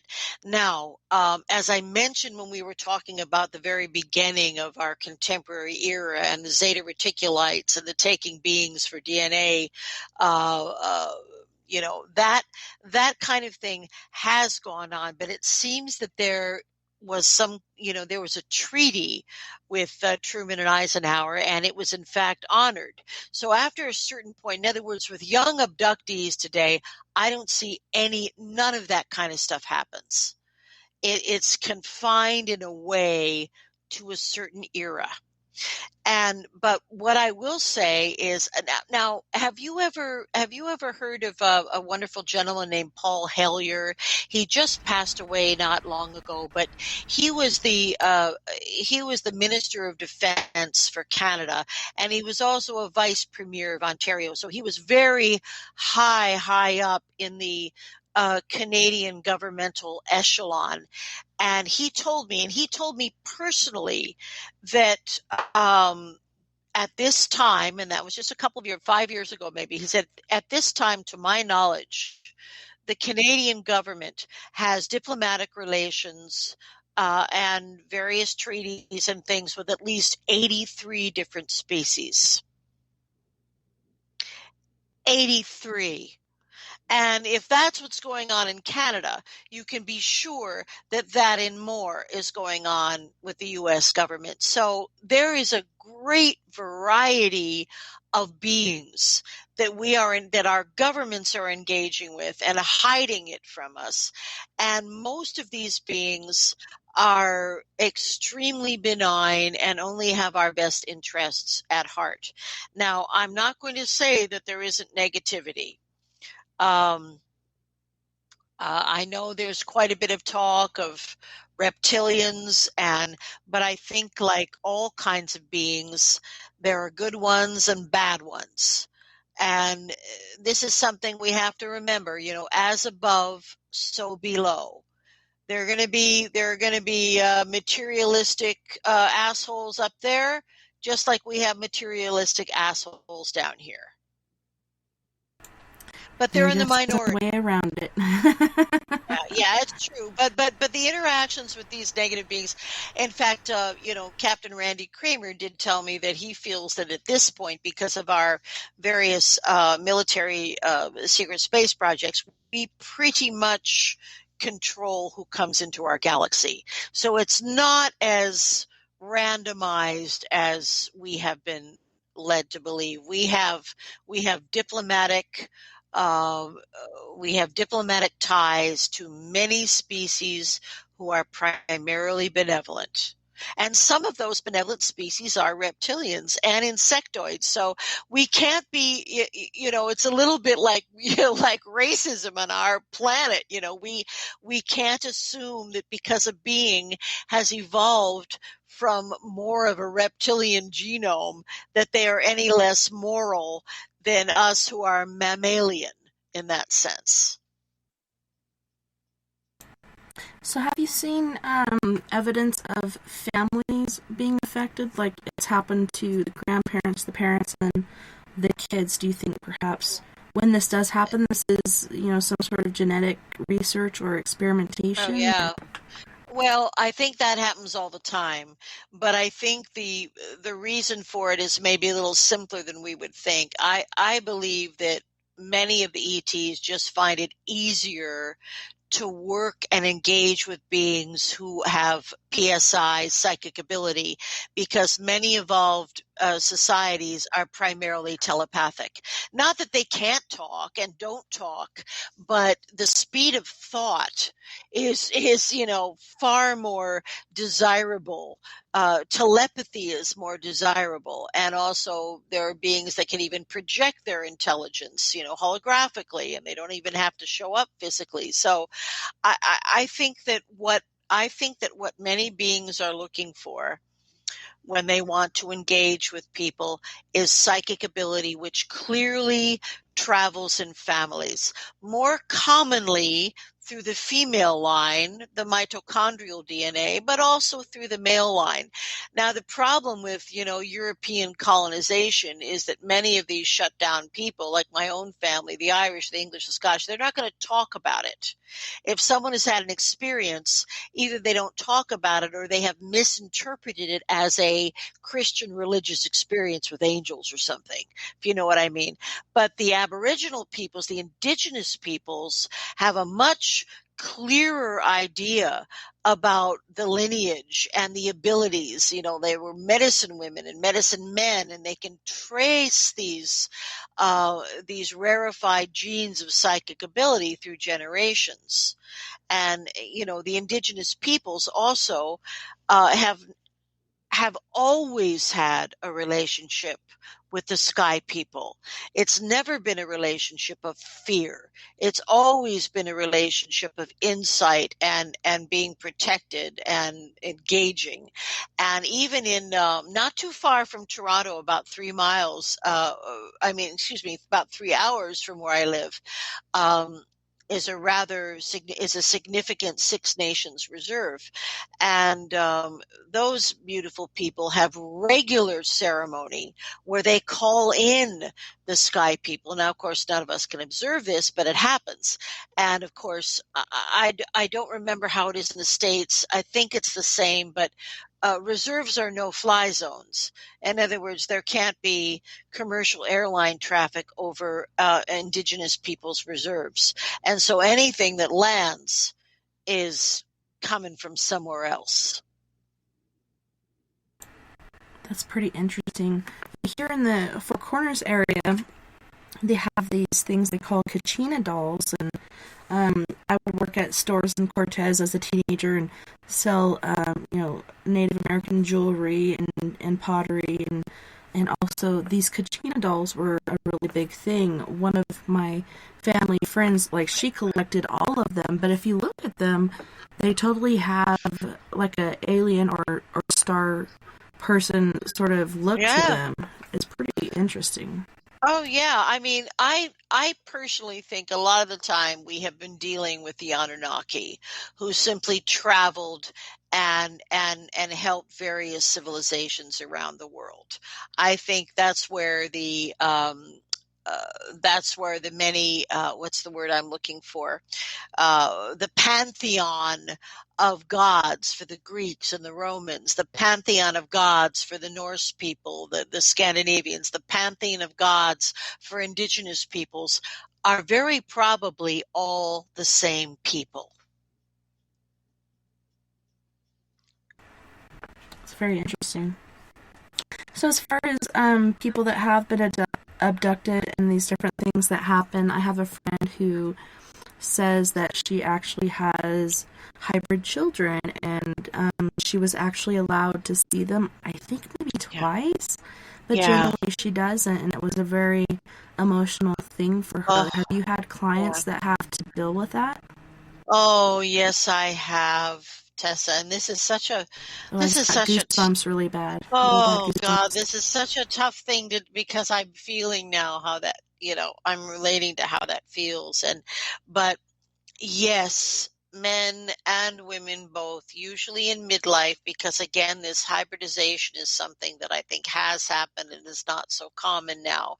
But I remember having this one, well, my goodness, he was a college professor, one gentleman who in trance was recalling how he was showed his children and he got to hold them and they looked very human. They didn't look, and then he had to leave them.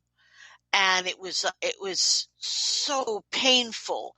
And I mean, we are programmed. We love our children. I'm not sure what was going on with those zeta reticulites and their genetic experiments of combining human and ET DNA. I believe they could no longer reproduce and they were trying to create a hybrid being. And in fact, I think there are many hybrid beings right on our earth, but I'm not sure how successful the gray and the humanoid combination was, because it seems that when people are shown their children from these experiments, the children have to live on the ship. They can't come to Earth for whatever that reason is. And maybe they can't talk. There are different things that are strange that probably never completely worked out for whatever reason. Yeah, is that perhaps why they kept them instead of letting them be here? Because I know there are hybrids that are here, but for some reason they didn't work out. I know there have been people who say that when they see their hybrid children, they're a little different, like their eyes are really big, or they have something going on where they would totally stick out in our environment. Yes, and often they're just too frail, but for whatever reason, most of the time, all the time when I've experienced that with someone I'm regressing, where they have been shown their children, they are slightly alien but humanoid enough, and the people embrace them and want to hold them and interact with them, but they're not allowed to really be with them, and they have to give them back, and the children go back, and it's traumatic for people. It would be traumatic for me if I had children and they were clearly my children, but I couldn't have them or hold them or be with them. I mean, I can't even imagine what that would feel like. Yeah, me neither. It would be horrible. I couldn't do it. No, and there must be some kind of emotional integration that has been completely missing with some of these species. They clearly do not understand it and they do not possess it. Maybe, humor, where's that? Where is humor on the planet Zeta Reticula? I mean, I don't know. We are still our own unique beings, no matter what our influences are. Yeah, I can't remember what that movie was with Tim Allen in it, where that one alien was trying to have humor, but it just didn't really work out. It was pretty funny. that Alan Rickman was in it. I know exactly what you're talking about. I can't think of the name of it, but it was very funny. Yeah. Very good movie. Yeah, it was. So, is there a certain age when ET encounters generally begin? Well, and I may get some arguments about this, but I think isolated encounters with ETs are very rare. I think most people who have experiences that they even remember part of are lifelong experiencers. I invariably, when someone comes to me and they've had a few things happen, suspicious things, missing time, I get in there and we begin regressing them, and I benignly ask to be taken to the first time where there was an experience of high strangeness or strangeness. And we often go back to, an age of 3, something like that. So the vast amount of people that I work with are lifelong experiencers, and I think that is the pattern. Even Betty Hill of the Betty and Barney Hill incident, felt, and she told her niece Kathy Martin that she believed that she'd had some experiences earlier. So it may not be remembered, but I don't believe there is such a thing as an alien, as an isolated encounter. Even Travis Walton told me that I questioned him, and even Travis Walton told me that there were some things from his life before the big experience that were suspicious that may have been encounter related. It's so hard for me because being empathic, I don't even have to be around someone, just listening to them speak about their experience and just seeing and feeling their emotions and such. I truly believe that he did have this encounter, but I do have a couple listeners on here that totally believe that he lied about it because he did fail these. Travis?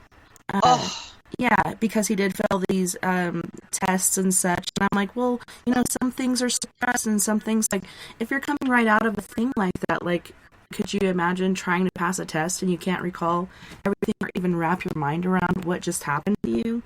I mean, I think I could fail as well, but I believe that it happened. Well, I think, one thing to remember is Travis. I don't believe that he himself ever failed a lie detector test. Two of his compatriots who saw everything happen had inconclusive tests, but nobody failed a lie detector test in that group. Now, the reason I know a little bit about this, my friend Tracy Torme wrote the screenplay for Fire in the Sky, which was about the Travis Walton experience. And then I've been, blessed to know Travis. Travis in his story has never wavered. Never. And not only that, but he himself is so credible. I just can't. I mean, to see him speak and to know him, all talking about this ruined his life. I mean, if you look at it in that way, I mean, this experience that he had where he was missing all those days, it blew up his marriage, it blew up his career. He was alienated from his friends. He was a laughingstock. Why would anyone purposefully put themselves in that kind of position in that small-minded Arizona town at that time? No, that's not what happened. Yeah, Snowflake, Arizona, Snowflake Mountains.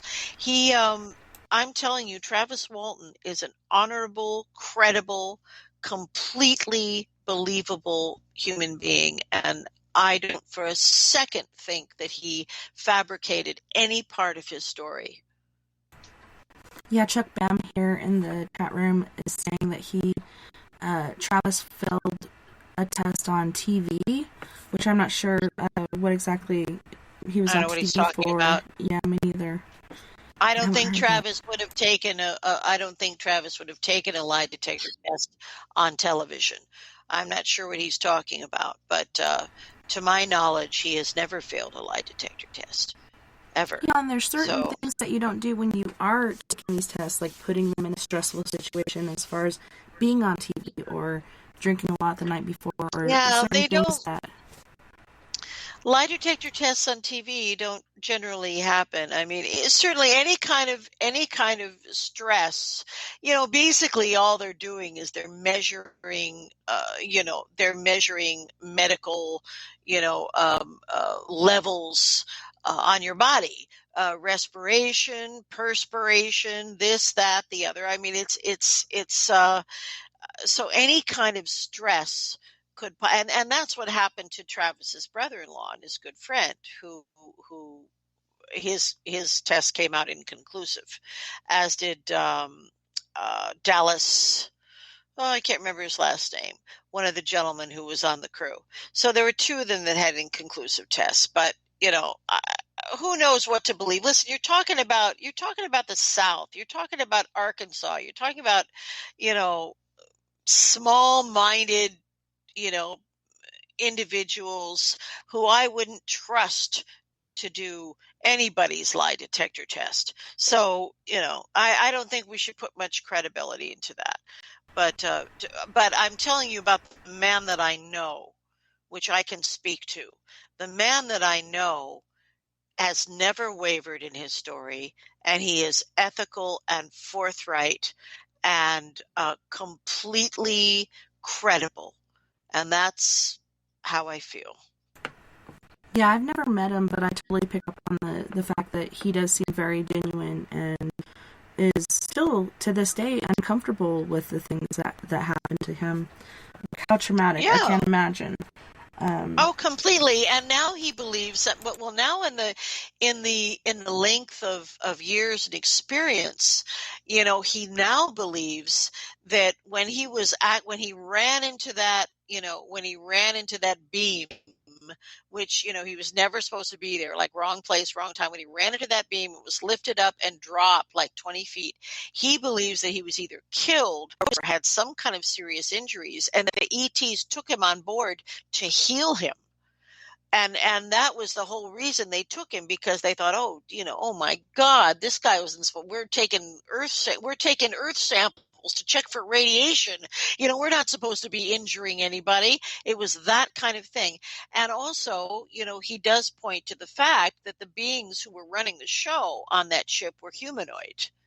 The Greys were involved, but only as far as like minions, like assistants. You know, it was not a ship run by the Greys. That the beings that finally came in and calmed him down were completely humanoid, indistinguishable from us. And I don't think it was a screen memory. I think he actually was perceiving these beings as they look.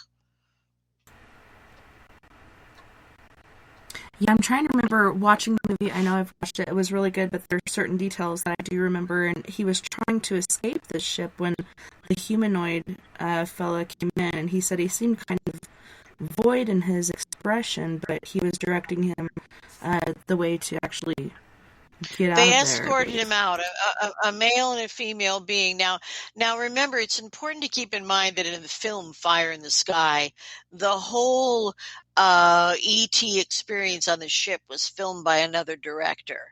And it was completely conceptual and had very little to do with Travis's actual experience. And it was terrifying and funky, and, you know, all that stuff about the dead bodies and the little alcoves. All of that is a cinematic license. There was an Italian director, forgive me, his name escapes me at the moment, but he came in and he shot that whole sequence, which was 15 or 20 minutes long. And it isn't based on Travis's actual experience, only very mildly. Mm-hmm. That's the way Hollywood works. Yep. They needed something more dramatic than what happened.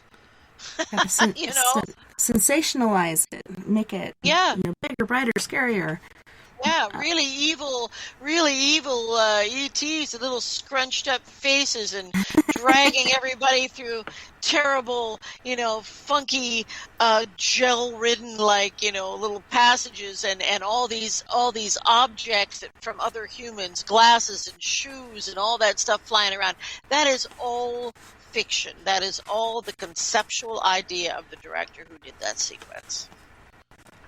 Well, on that note, we are going to go to our second music break. And this break, if you guys don't enjoy the music, feel free to set an alarm to come back to the show. But it's 14 minutes and 15 seconds long. On this break, we have Mr. Britt Casey from Boston, and he's going to be singing Main Thing. And then we have Nonye Toria, and she's going to be singing Paper Loving, Yanga, and Monyaye. You guys don't go anywhere. We'll be right back after this musical break. I like it when you pop it, drop it, swing. Nah, don't stop it, doing that thing. Go, girl, keep doing that thing. I just wanna make you my main thing. Keep going, baby, now don't you stop that.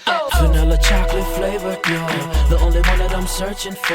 You the one for me and I can't complain. You sunshine anytime it rain. Not around then I might go insane. I just wanna make you my main thing. I like it when you pop that, drop that. Keep going, baby, now don't you stop that. Honey, you so sweet, I can't ignore. Thinking about you both more and more. Making it pop and drop and swing. I could be the king and you my queen. Yeah, look good good, but you I'm saying I just wanna make you my main thing. I like it when you pop that, drop that, keep going, baby. Now don't you stop that. Who's them dudes in the back with the black on? True deep, don't sleep or slack on. Come to the money, honey, I'ma get a stack on. Excuse me, ma, can I get my Mac on? To the left, throw it to the right. Do it like you wanna do it to me all night.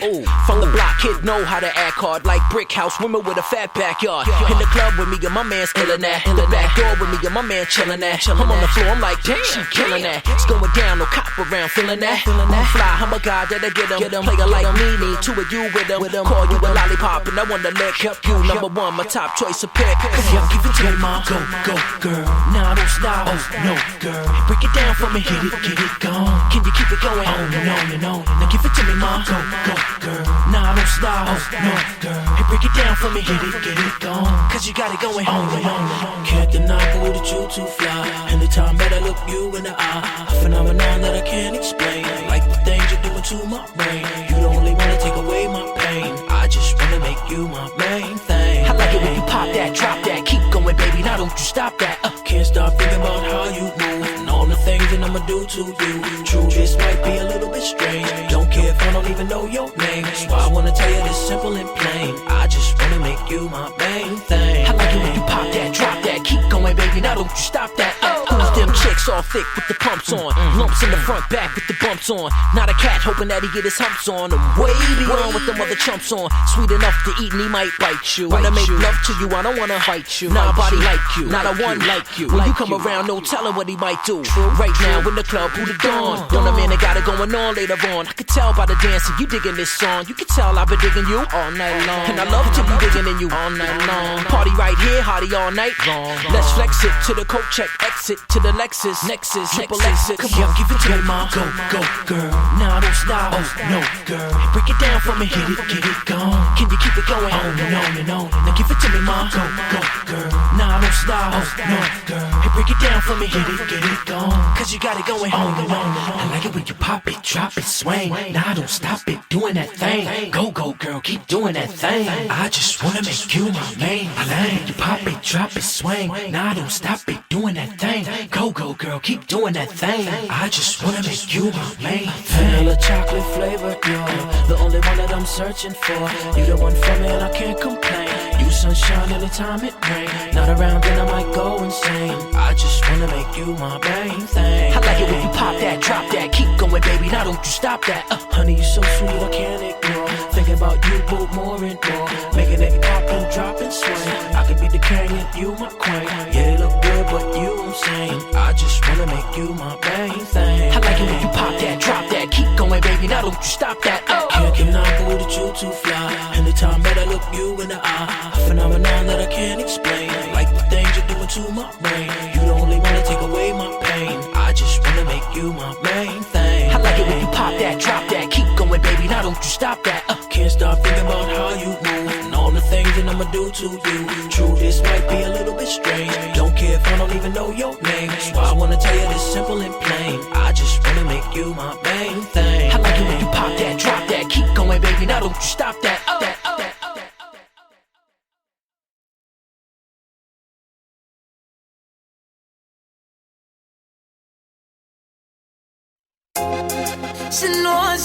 She know. She know me treat her better than her man. But she a worry about the millions. You love me for true, but certain things in life I say I want to do. Ay. So you say me need to understand that you are made for a money man. But if you can't love me now, don't love me later. When my later is much greater, it only proves that you love the paper, my paper. Boy, me gon' love you now, me gon' love you later. When your later is much greater, cause me a one-man trafficator. Yeah. You can say I love him, but I love you more. He took me shopping sprees and bought me finer, but I crown is more. You're the one that gave me proper loving. Him, I have all the money, everything to satisfy me vanity, but in my heart I knew you were the only one that I would be loving from now till the end of time. If you can't love me now, don't love me later. When my later is much greater, it only proves that you love the paper, my paper.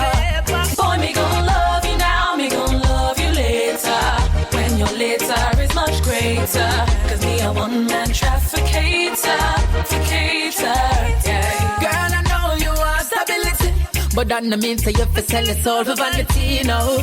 Bright lights, fast cars, I just see. And the fast lane make you lose your sanity, but me can't believe you sell yourself so short. Forget the money you will make, man, break your parts. But a your life make your choice because me now make you break my heart, no. If you can't love me now, don't love me later. When my later is much greater, it only proves that you love the paper, my paper. Boy, me gon' love you now, me gon' love you later. When your later is much greater, cause me a one-man trafficator, yeah. If you can't love me now, don't love me later. When my later is much greater, it only proves that you love the paper, my paper. Boy, me gon' love you now, me gon' love you later. When your later is much greater, cause me a one-man trafficator, yeah. I wanted to learn the hard way, so I'm taking you to lover school.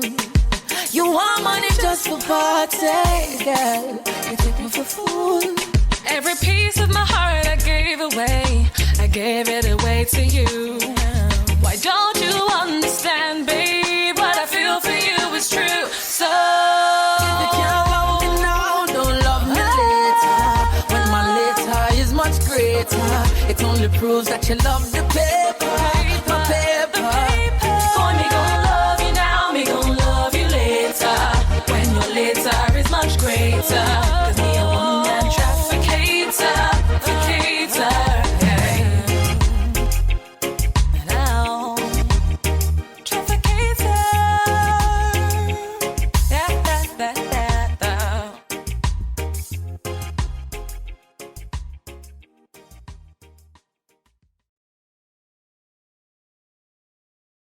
Show me your younger, show me your younger, eh. Show me your younger, eh. Yeah.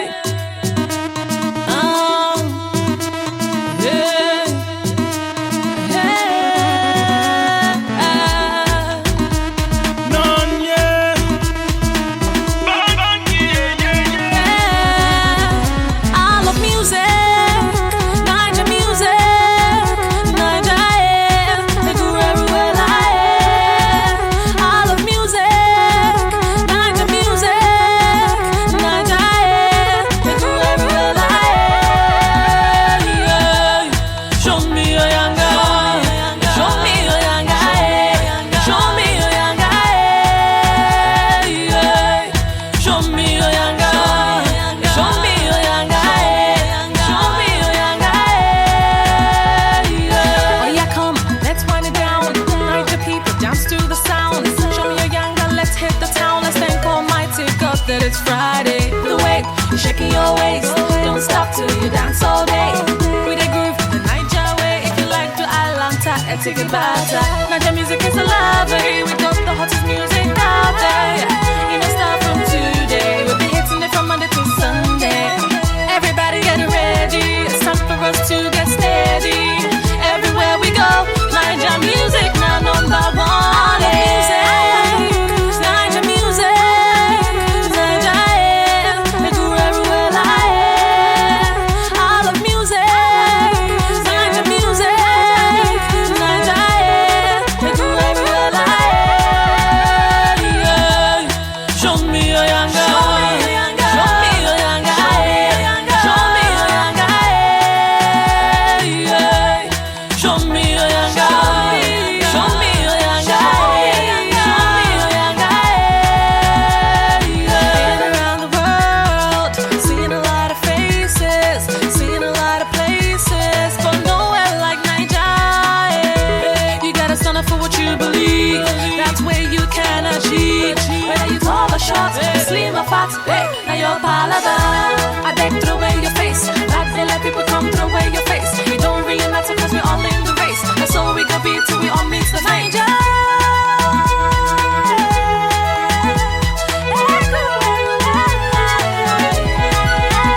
I love music, Niger music, Niger, they go everywhere like I love music, Niger music, Niger, they go everywhere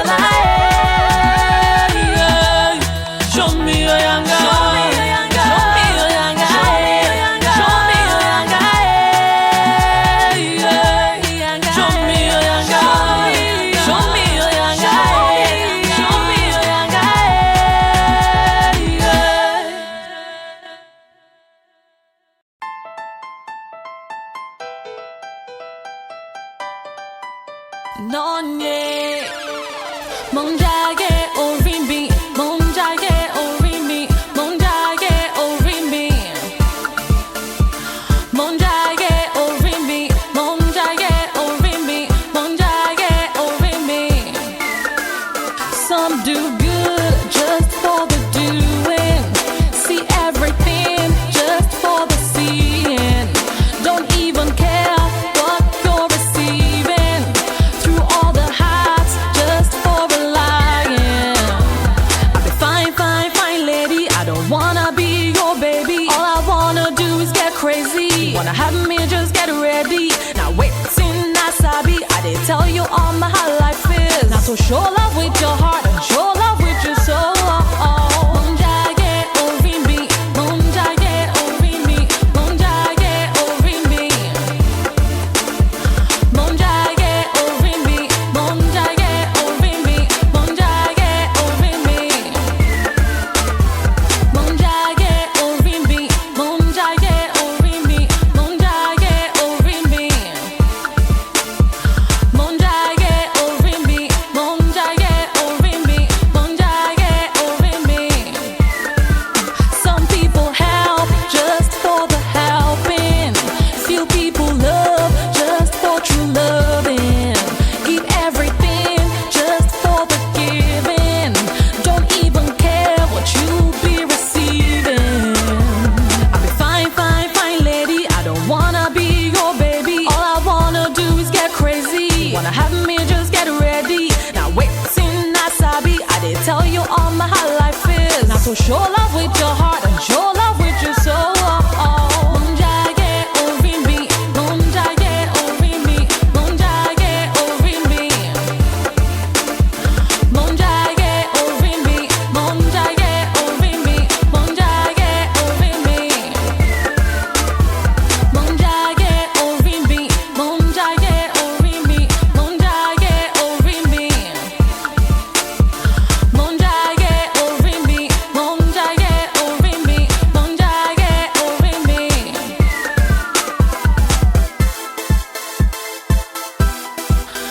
Swag beat, funky, yeah, yeah, yeah.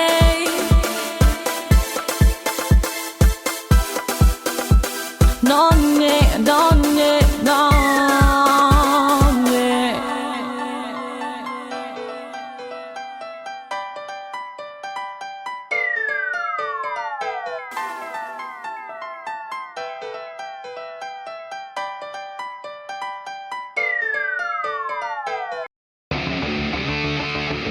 Welcome back, and thank you so much for joining us this evening on We Are Paradox Media's Late Night in the Rockies.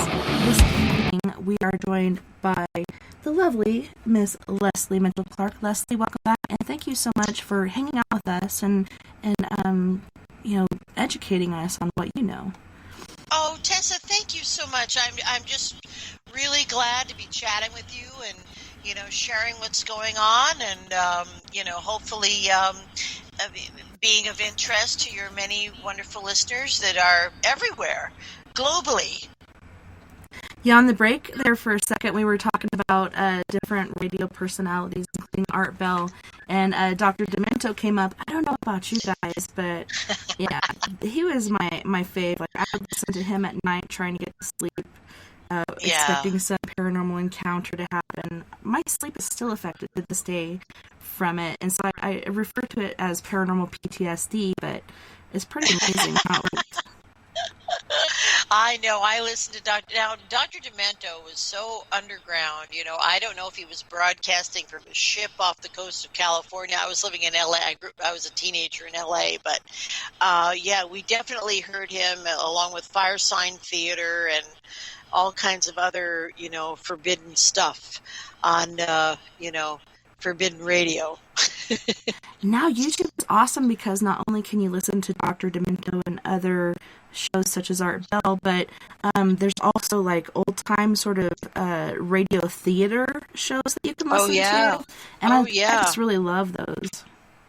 Isn't that amazing? I mean, the theater of the mind, because it all happens in your head, in your imagination, and that was what was so magnificent about radio drama, because the stuff that we imagine in our head is far scarier and more involved than anything that, can be shown, really. So theater of the mind, I wish I'm very happy with like podcasts and things, because I think in a sense that kind of entertainment is back in a way, not in the same way maybe, but it's definitely back. There's so many voices out there right now, and I'm just one of them.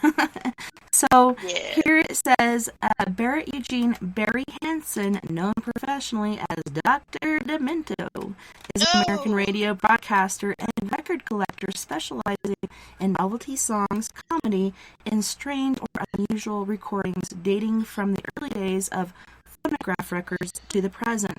And it says that he is still alive today, and he is 80 years old. Oh my goodness, bless his heart. He really is. Is he? Does it say where he lives? Is he in the United States or? Here, let me pull it up. It says that he is in Minneapolis, Minnesota. Oh my God!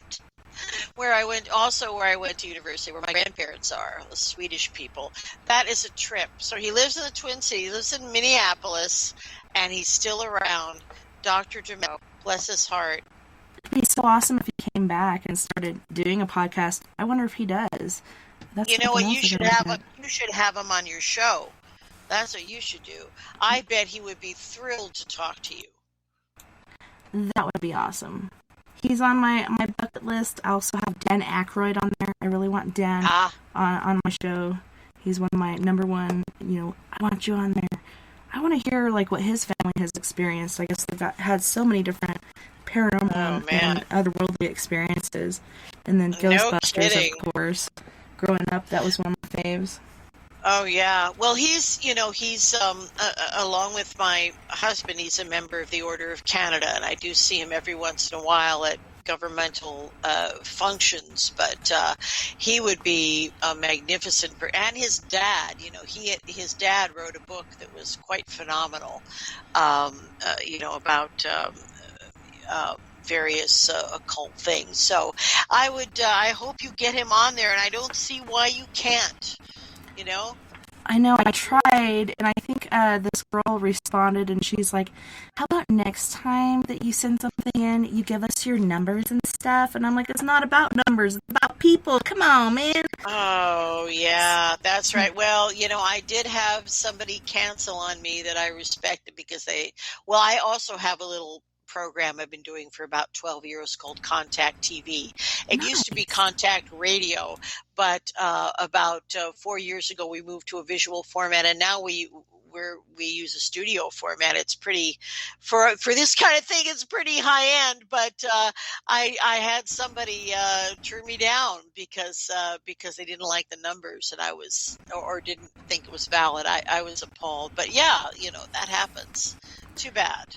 So, I'm a free thinker, and I believe anything is possible. So I'm like, maybe I could send my stuff to you, and you could just give them a letter personally from me. We can bypass the secretary.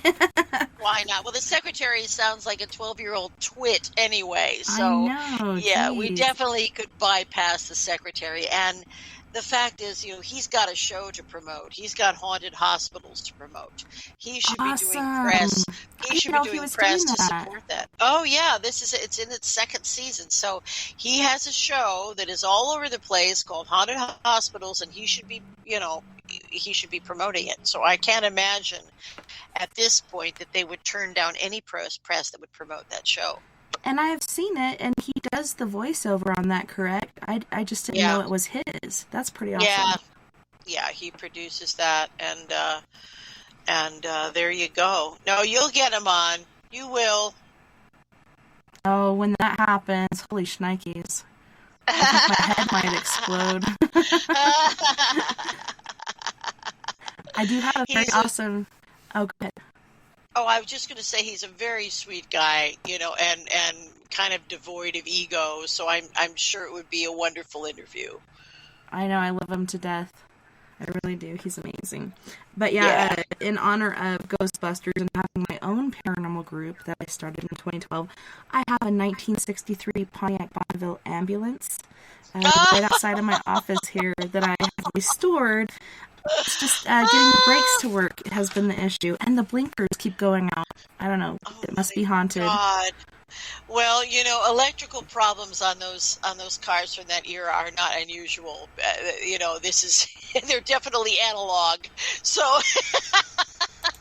that sounds incredible. I How can't wait cool to is drive that? it around for sure. I'm just like so excited. Oh, you've got to. You've got to. Even without brakes, you've got to try. Yeah, I tried that down the driveway. I almost had a panic attack. I'm like, the brakes can't stop.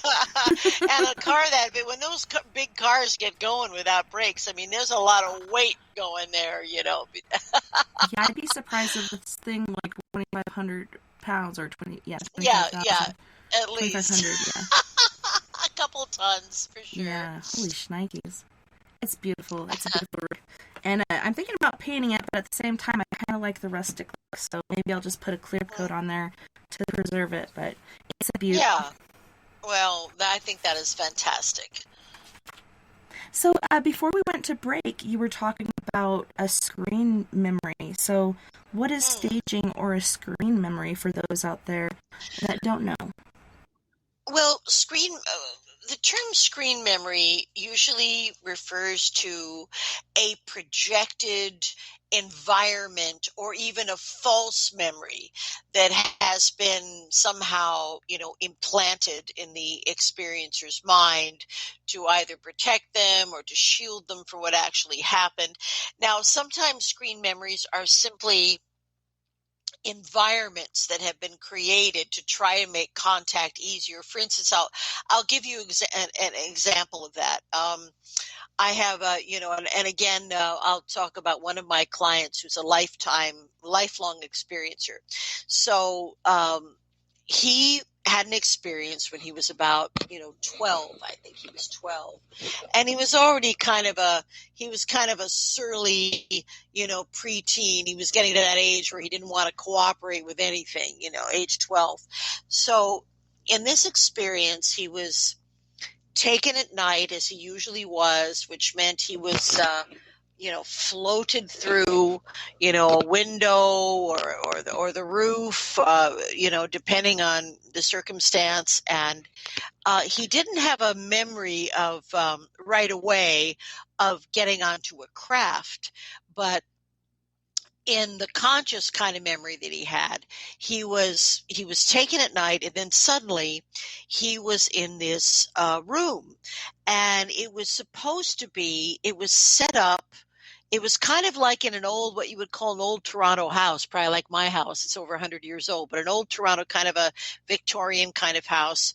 And the room was meant to be like a kid's party. And it was set up that way with balloons and chairs. And he said all the chairs were arranged in a circle. And some of the kids appeared to be completely unconscious. They were totally like turned off. And some of the kids were semi-conscious, and some of the kids he recognized from other experiences where he'd been taken. So these kids are in various stages of consciousness, and this room looks like a fake party. And already, my guy is becoming uncomfortable. So apparently all of this whole screen memory, all this staging was done to disguise the real purpose of what was going on, which was to examine these kids. And I don't mean painfully with, probes or some other horrible thing, just a benign examination, which is what used to happen to my guy every so often. So at a certain point in this fake party, a being comes out of another room wearing like a doctor's coat and a stethoscope. He's obviously like the doctor, and he's wearing also a big clown mask. And that terrified all the kids that were conscious. And so they started running around and freaking out. Yeah, and my guy, turned over the table, and there was a whole, fracas that broke out because everybody was freaked out by this clown mask. And then the next thing that my guy remembers is he's literally dropped on his bed, like, bang, there you go. You're out of here, buddy. So that would be an example of an unsuccessful screen memory that Holy went awry. shnikes. Yeah, Sounds went like it. awry. Never introduce a clown at the birthday party. No.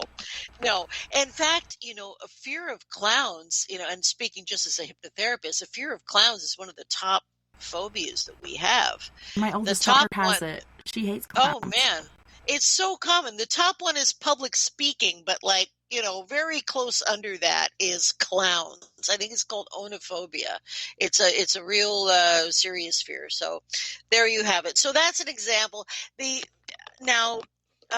Like Randy Kramer, again, a friend of mine who's been in the 20 and back program, he would, he would say that the beings were using psionics. And in fact, I know that psionics, as they're developed in the military secret space program, are often used to project other realities to somebody that you're battling, like, creating, extra soldiers that don't actually exist to make it look like you have a huge force with you. So screen memories are also being used, or that kind of projection. That's also being used by us in our military programs. It's Project being taught to those guys. That's one of them. That's one of the projects. There's Project Pegasus. There's many projects that have involved young cadets being integrated into a force that where they sign up to serve for 20 years, and then they're regressed in the timeline. When they're done with their tour of duty, they're regressed in the timeline to 20 years back, and there they are at 18 again. And yet they have all these repressed memories of trauma and experiences and what have you. And nothing, it's horrible. So this is what has happened to many of the individuals who have served honorably. So we're talking about, and you can absolutely relate to this, Tessa, we're talking about veterans here.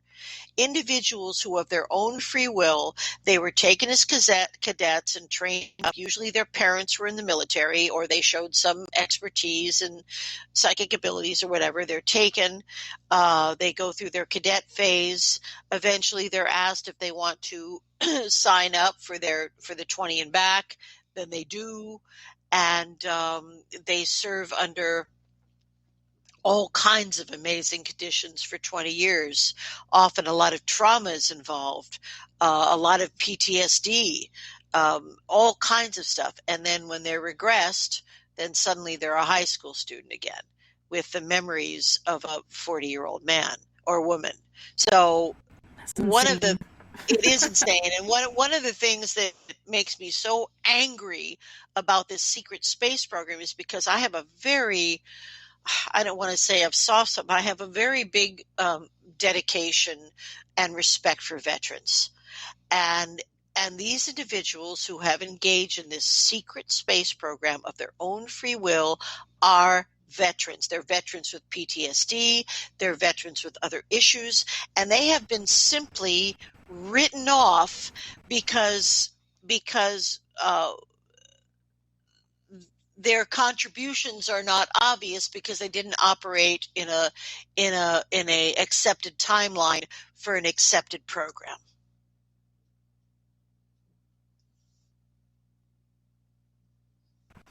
Yeah, and a lot of us have known that the secret, society or force or whatnot has existed, and now they've started one out in the open, the new Space Force or whatnot. But oh God, it's amazing that they're using people that do have this past experience, and especially having PTSD. You would think that would be a liability, but perhaps they need that in order to do these certain things that they have to do.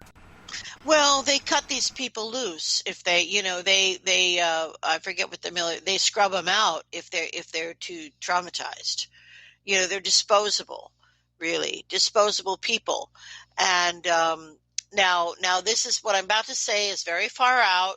I can only tell you that I've heard it from a number of individuals that I work with who I believe were involved in the secret space program, the 20 and back.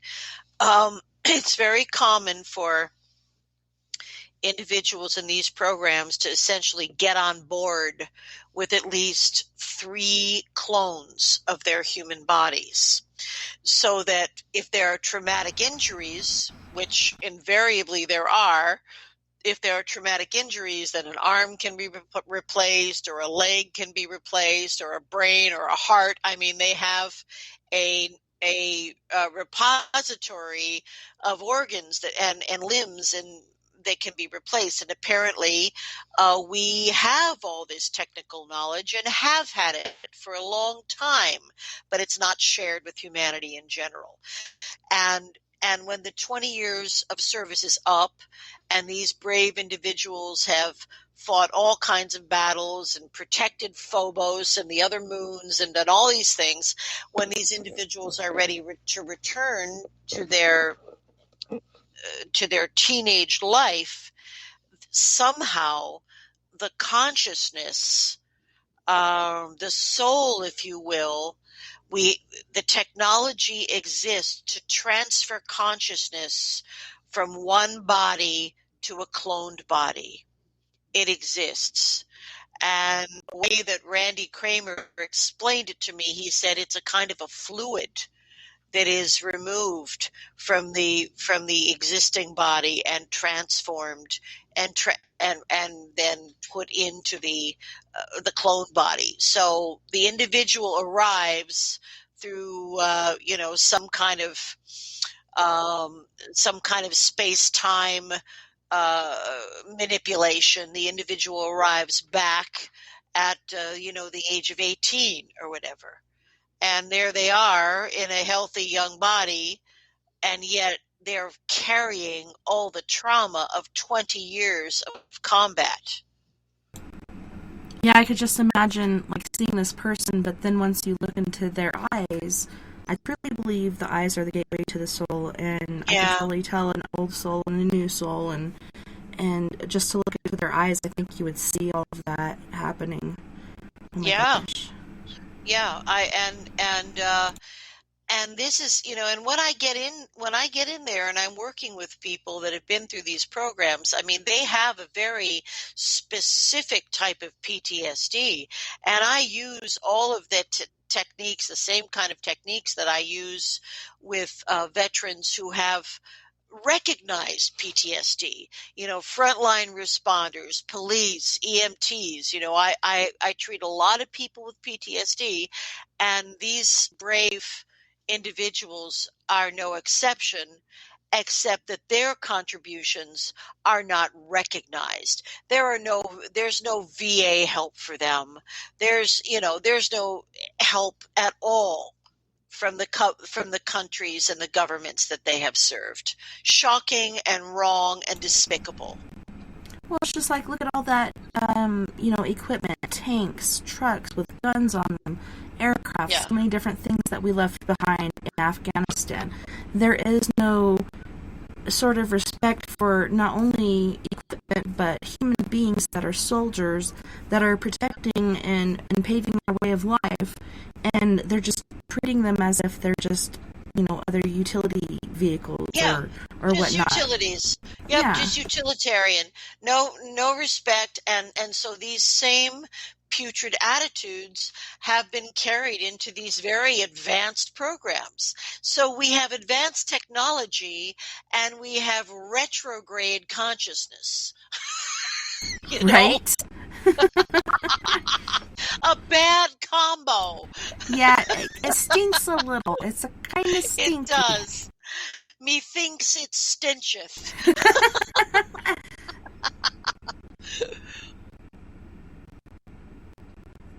I had a thought, but it went away. Gerald. It'll be back. It'll come back. It'll come back. I just gotta have some more coffee.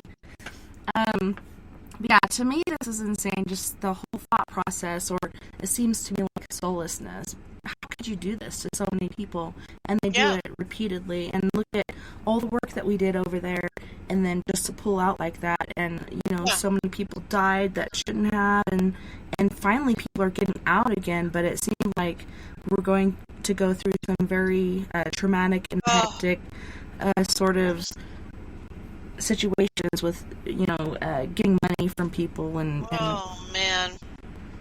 It was like Vietnam all over again, and now you're a young whippersnapper, but I'm of the generation we watched the Vietnam War at dinner, in color on our televisions, and nothing like that had ever been seen. And of course, when we pulled out of with the fall of Saigon, when we pulled out of Vietnam after so much loss for nothing, it was unbelievable, and it seems like living through it all again. And this must be one of the most frustrating things about, observing us. If you're an evolved species, is just looking at us doing the same shit over and over and over again. Even when we have the advantage of lifetimes where we can come back in and past lives, and we can come back in and try it again, we're still making the same mistakes over and over and over again. It's very frustrating. it is. It's like, can we get past this already? Do we have to keep destroying ourselves? I mean, we've been doing this for millions of years. Seriously. You would think we would have learned by now. Indeed, and even when you get to, is it not ironic that, we talk about communicating with other species, and here on our planet, we certainly not you or people, but we have tremendous amounts of racism going on, where we feel, well, we're us, we're not them, We when in backslid reality, so bad. Like, we went so far and we backslid like 30 years. I'm like, are you serious? How did that happen?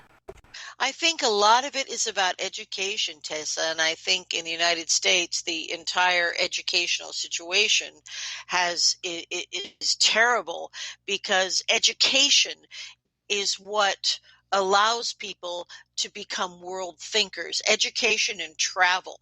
And in the United States, people aren't even required to learn more than one language. Now, I'm an American. I don't mean to be overcritical, but we have terrible educational problems, especially below the Mason-Dixon line in the southern part of the United States. There are people I was looking at the numbers here, the percentages on math and science and all those other things. I'm like, are you serious? It made me feel like I was back home in Arkansas. Yeah. It is. We have until people are education is the key. Right now people, and I think that people that are reacting to, the Trumpisms and the ignorant, I think a lot of that is just plain under education. I do. And I also think stupidity, it's not just uneducated, ignorant. Yeah, not low IQs, just school systems that are inadequate and racist ideas that are being allowed to continue on. I'm sorry. The hellhounds just started barking. I'm like, what the hell is this dog doing in the backyard? You knows. Release the hounds. Release the hounds. Yep, the hellhounds are getting anxious. I mean, and you know what, Tessa, don't even get me started on what's going on here regarding the indigenous peoples. We have just oh my gosh. It's been so bad with the finding of the bodies and stuff. Oh my God in heaven. And I'm telling you, people had no bloody idea. We are not a country of racists. This is a shock to everyone. But what it means is we have a lot of reparation. Those children have to be answered for. And it was not just the Catholic, it was all three. It was the Catholic Church, the Anglican, the Anglican Church, and also what they call the United Church of Canada, which was like a few similar Protestant religions thrown together. It's like Presbyterians and Methodists and Unitarians or something. It makes my heart hurt. Can you even? And there are children that just were stolen from their families, put in these residential schools, and just never returned home. And the numbers are. It turns out that I believe that I can hardly talk about it, every indigenous school that is now going to be explored and excavated, I believe we're going to find the same thing. I know, I was waiting for it to happen here because we do have a school that's about 15 miles away from us in Ignacio, which is a reservation town for the Ute Nation, and they actually had a really crazy paranormal thing happen where this entity looked a lot like a Bigfoot, but I don't think it was. I think it was something else. But it ended up like tearing the shit out of this place. It's tearing the whole structure apart. It was destroying everything in its wake, and then it resided in the basement, and the cops actually went in there and supposedly shot it. They saw them carry out something in a tarp, but nobody ever saw it. That's where a lot of these things do manifest to physical entities. And I'm just waiting, and I'm getting goosebumps right now because just thinking about up there, people knew, like the kids in class and the parents who are missing their kids, they knew something happened. And then there's Queen Elizabeth and Prince Philip that came, and several kids disappeared that day. And then after that, like hundreds and hundreds of unmarked graves. Seriously? Yes. Yeah. I'm still good finding them because there needs to be peace and rest made for them. But holy shit, it's so tragic and uncalled for. It's beyond anything anyone could have imagined, I'm sure. It's just beyond. Now, this is a very interesting story you just mentioned here. Do you think that the being that was seen in the school and killed, do you think it was a skinwalker or a shapeshifter of some sort? That's one thing that it could be, because this is native. Generally, those are more Navajo and stuff, but I think they're skinwalkers of different cultures.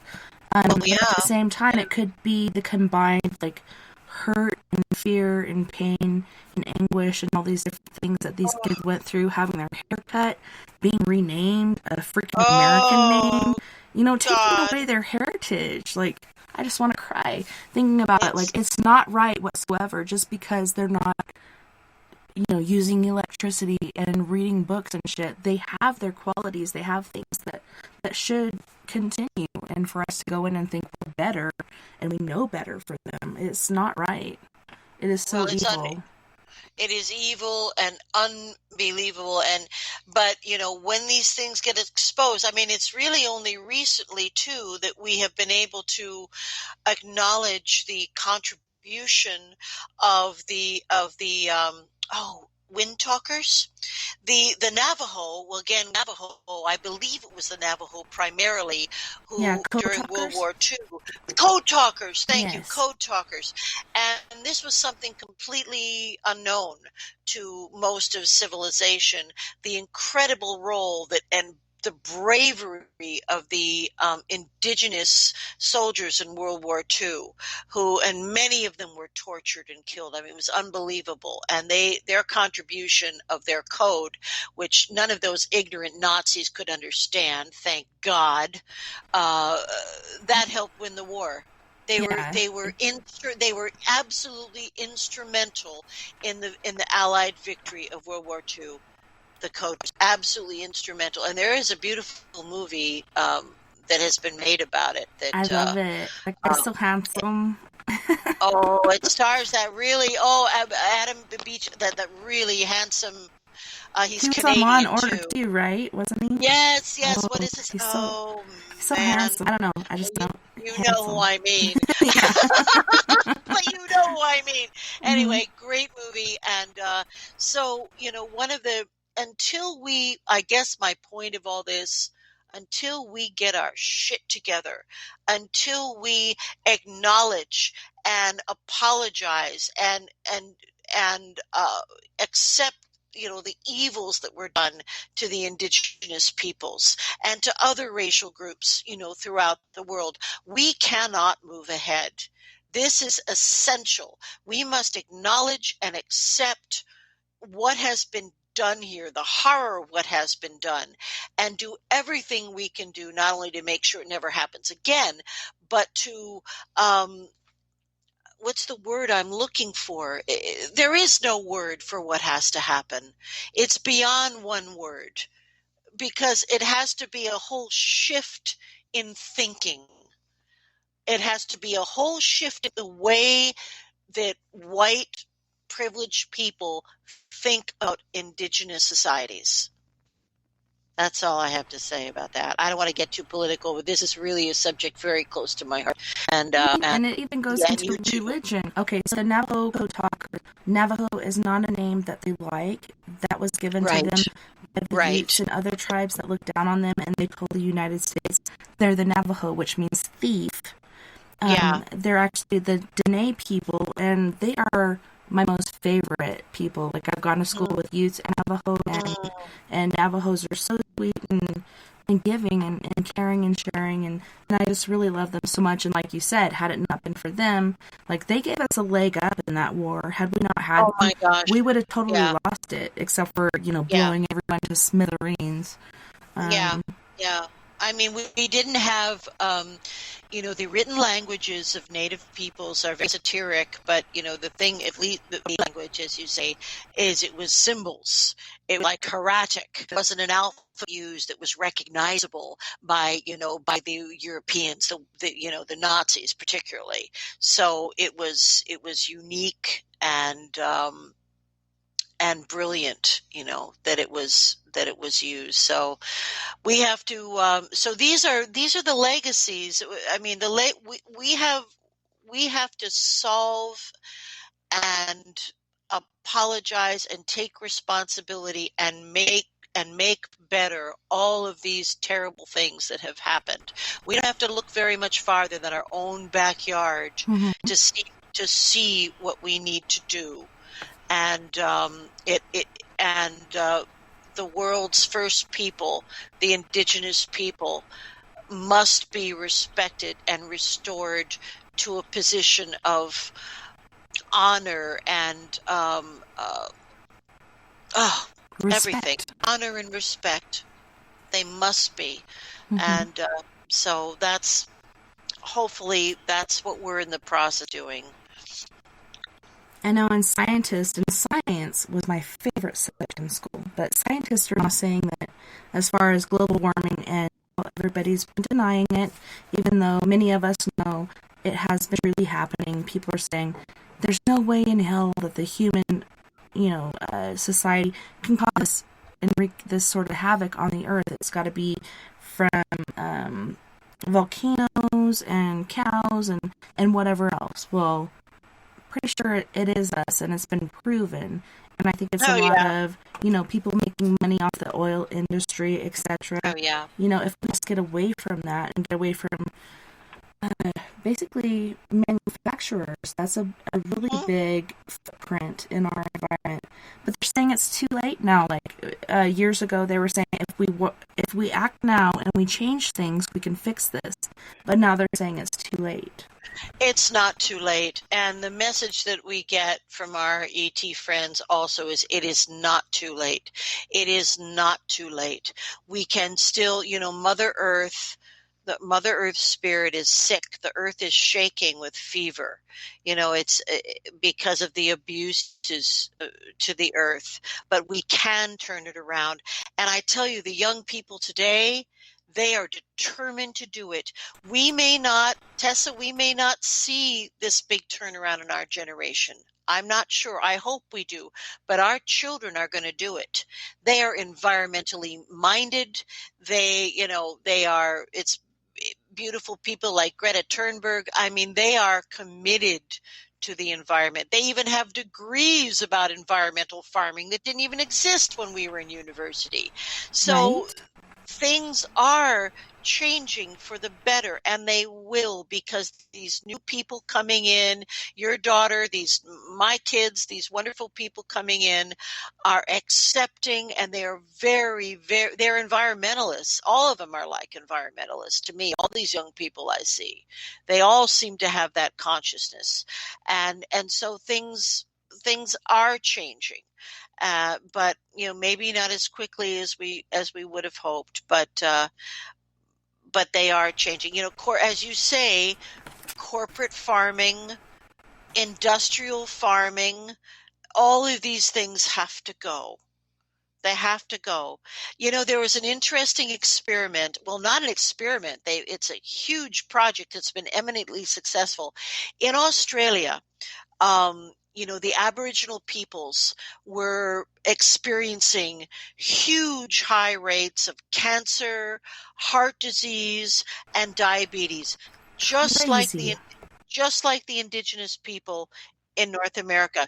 So what they began doing is they began restoring the natural land, at least on the reserves or where they live, restoring the natural land to the kinds of plants that were free and available like hundreds of years ago. They basically restored their diet by restoring the flora and fauna in the environment. And when the Aboriginal people restored their diet, suddenly the diabetes is gone. The heart disease is gone. So, we need to eat in a healthful way. And we need to look to the Aboriginal peoples to teach us how to do that. And there's so many different things that are going on in our society as far as food that we eat, people in other countries wouldn't touch with a 10-foot pole. Oh, I know. They don't even... Empty calories, high sugar, preservatives, high fat. It's eating processed food is a very dangerous pastime. And yes, you can eat all the processed food that you want, but you will pay for it later. And I've really got to applaud the tribal leaders who really went to bat and established this program of reverse ecology and restored the diets of the indigenous peoples of Australia, who may be the most senior people on the earth. They certainly are very high up there. So, and we can all do that. We can all do that.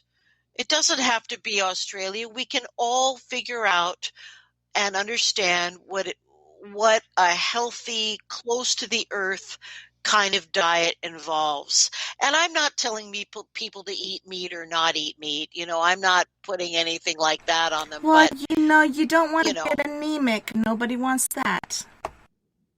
That's right. And there is, and the way that animals are taken by the native peoples and other respectful societies is very different from corporate farming. Mm-hmm. That's a whole different kind of trip. But at any rate, we can do these things, and our kids are coming up with a consciousness of environmental responsibility that absolutely didn't exist when I was a kid. We were still throwing our garbage on the ground. I mean it. It's been because I'm an old fart, so it's really been dramatic in my life. I've always policed my area. I will not leave anything there except for footprints. Yeah. All right. But my kids, I'm just like, seriously, the trash is right there, 1 foot away from you. Could you just throw your stuff in the trash? That'd be nice. No, it's invisible to them. It's oscillating in another dimension that they're not going to acknowledge. Yeah, so, like, hey, that's what the floor is for. What are you talking about? I'm like, no, it's not. It's not. Oh my God! Put your stuff in the trash can. Please, just do your part. Oh my goodness. Well, it's been so awesome hanging out with you.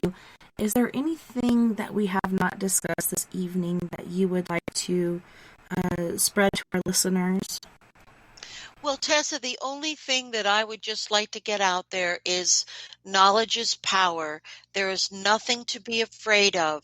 If you're out there and you believe you have had an experience or an encounter with an extraterrestrial being or any other kind of being, and you can only remember part of it, do not be afraid to reach out and get help to recover the experience, because you can process it and learn from it, and it will only make you stronger.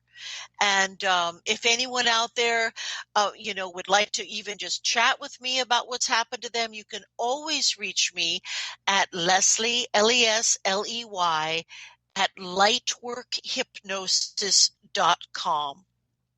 And it may take me a little while, but I always answer everybody. I do, and I promise I will. And if you have any interest in reading my book, Intersections, A True Story of Extraterrestrial Contact, it is available on Amazon.com, Amazon.ca, or wherever you Amazon.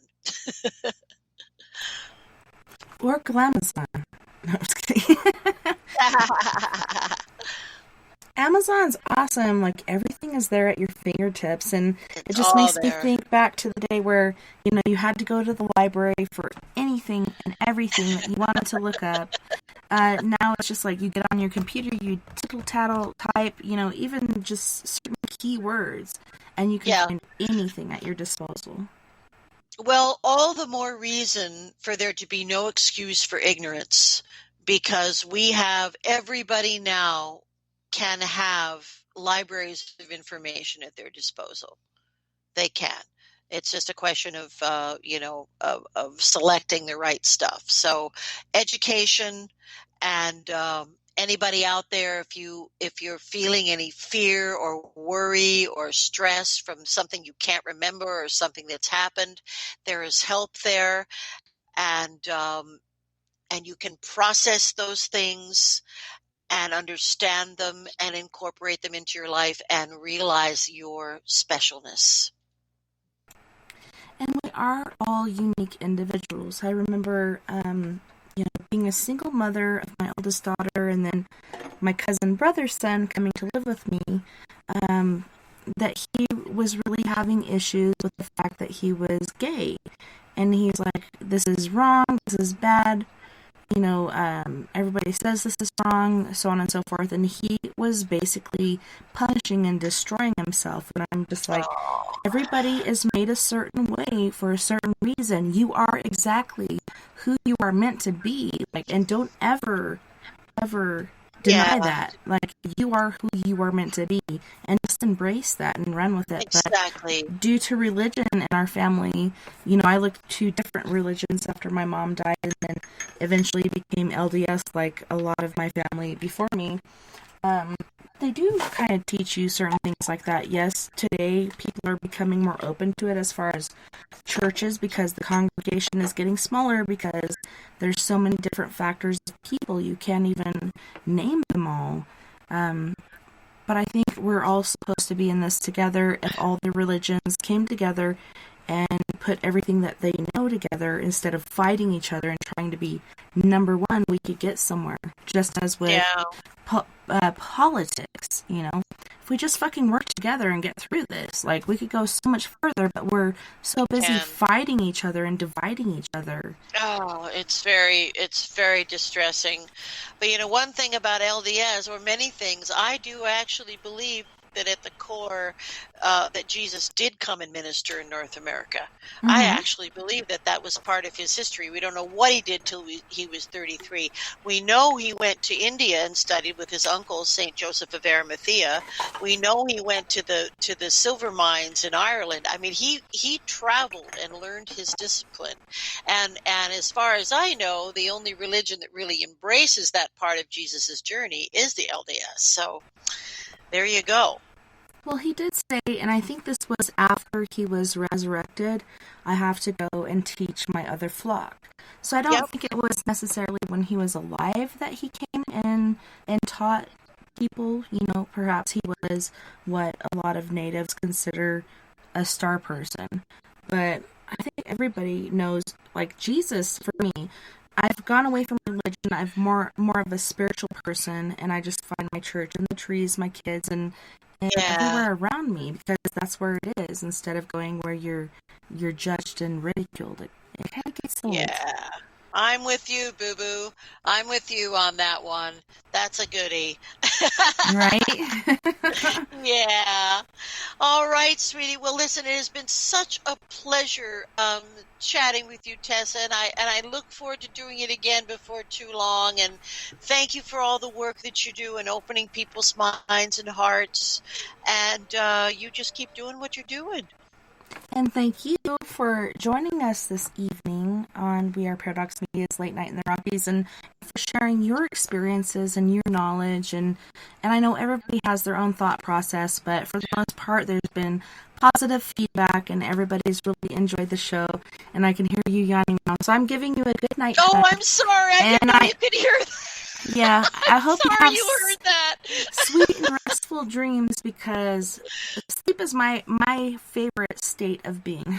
Yeah, me too, sweetie. Well, I'm gonna hit the sack, but I'm gonna hit the sack in a really pleasant way, knowing that we have had such a great talk, and I'm sure many people's hearts and minds are open. Well, I love you, sister, and thank you, Miss Leslie Mitchell-Clark, for being on the show and for opening so many people's minds. It's been amazing. Nighty night, love night. Love to you too, my dear. You take care. I'll see you soon. Bye-bye now. Bye-bye. And thank you to all of our friends on We Are Paradox Media's Light in the Rockies.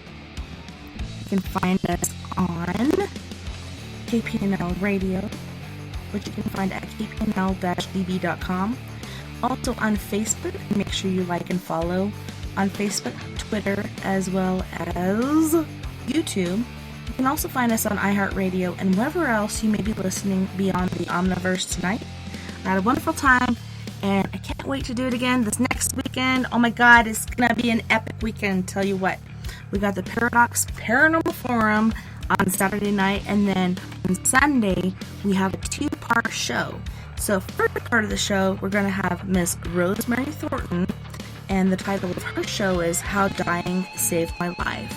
And the second show, we have Miss Mary Helen Hensley, and her show is called Promised by Heaven.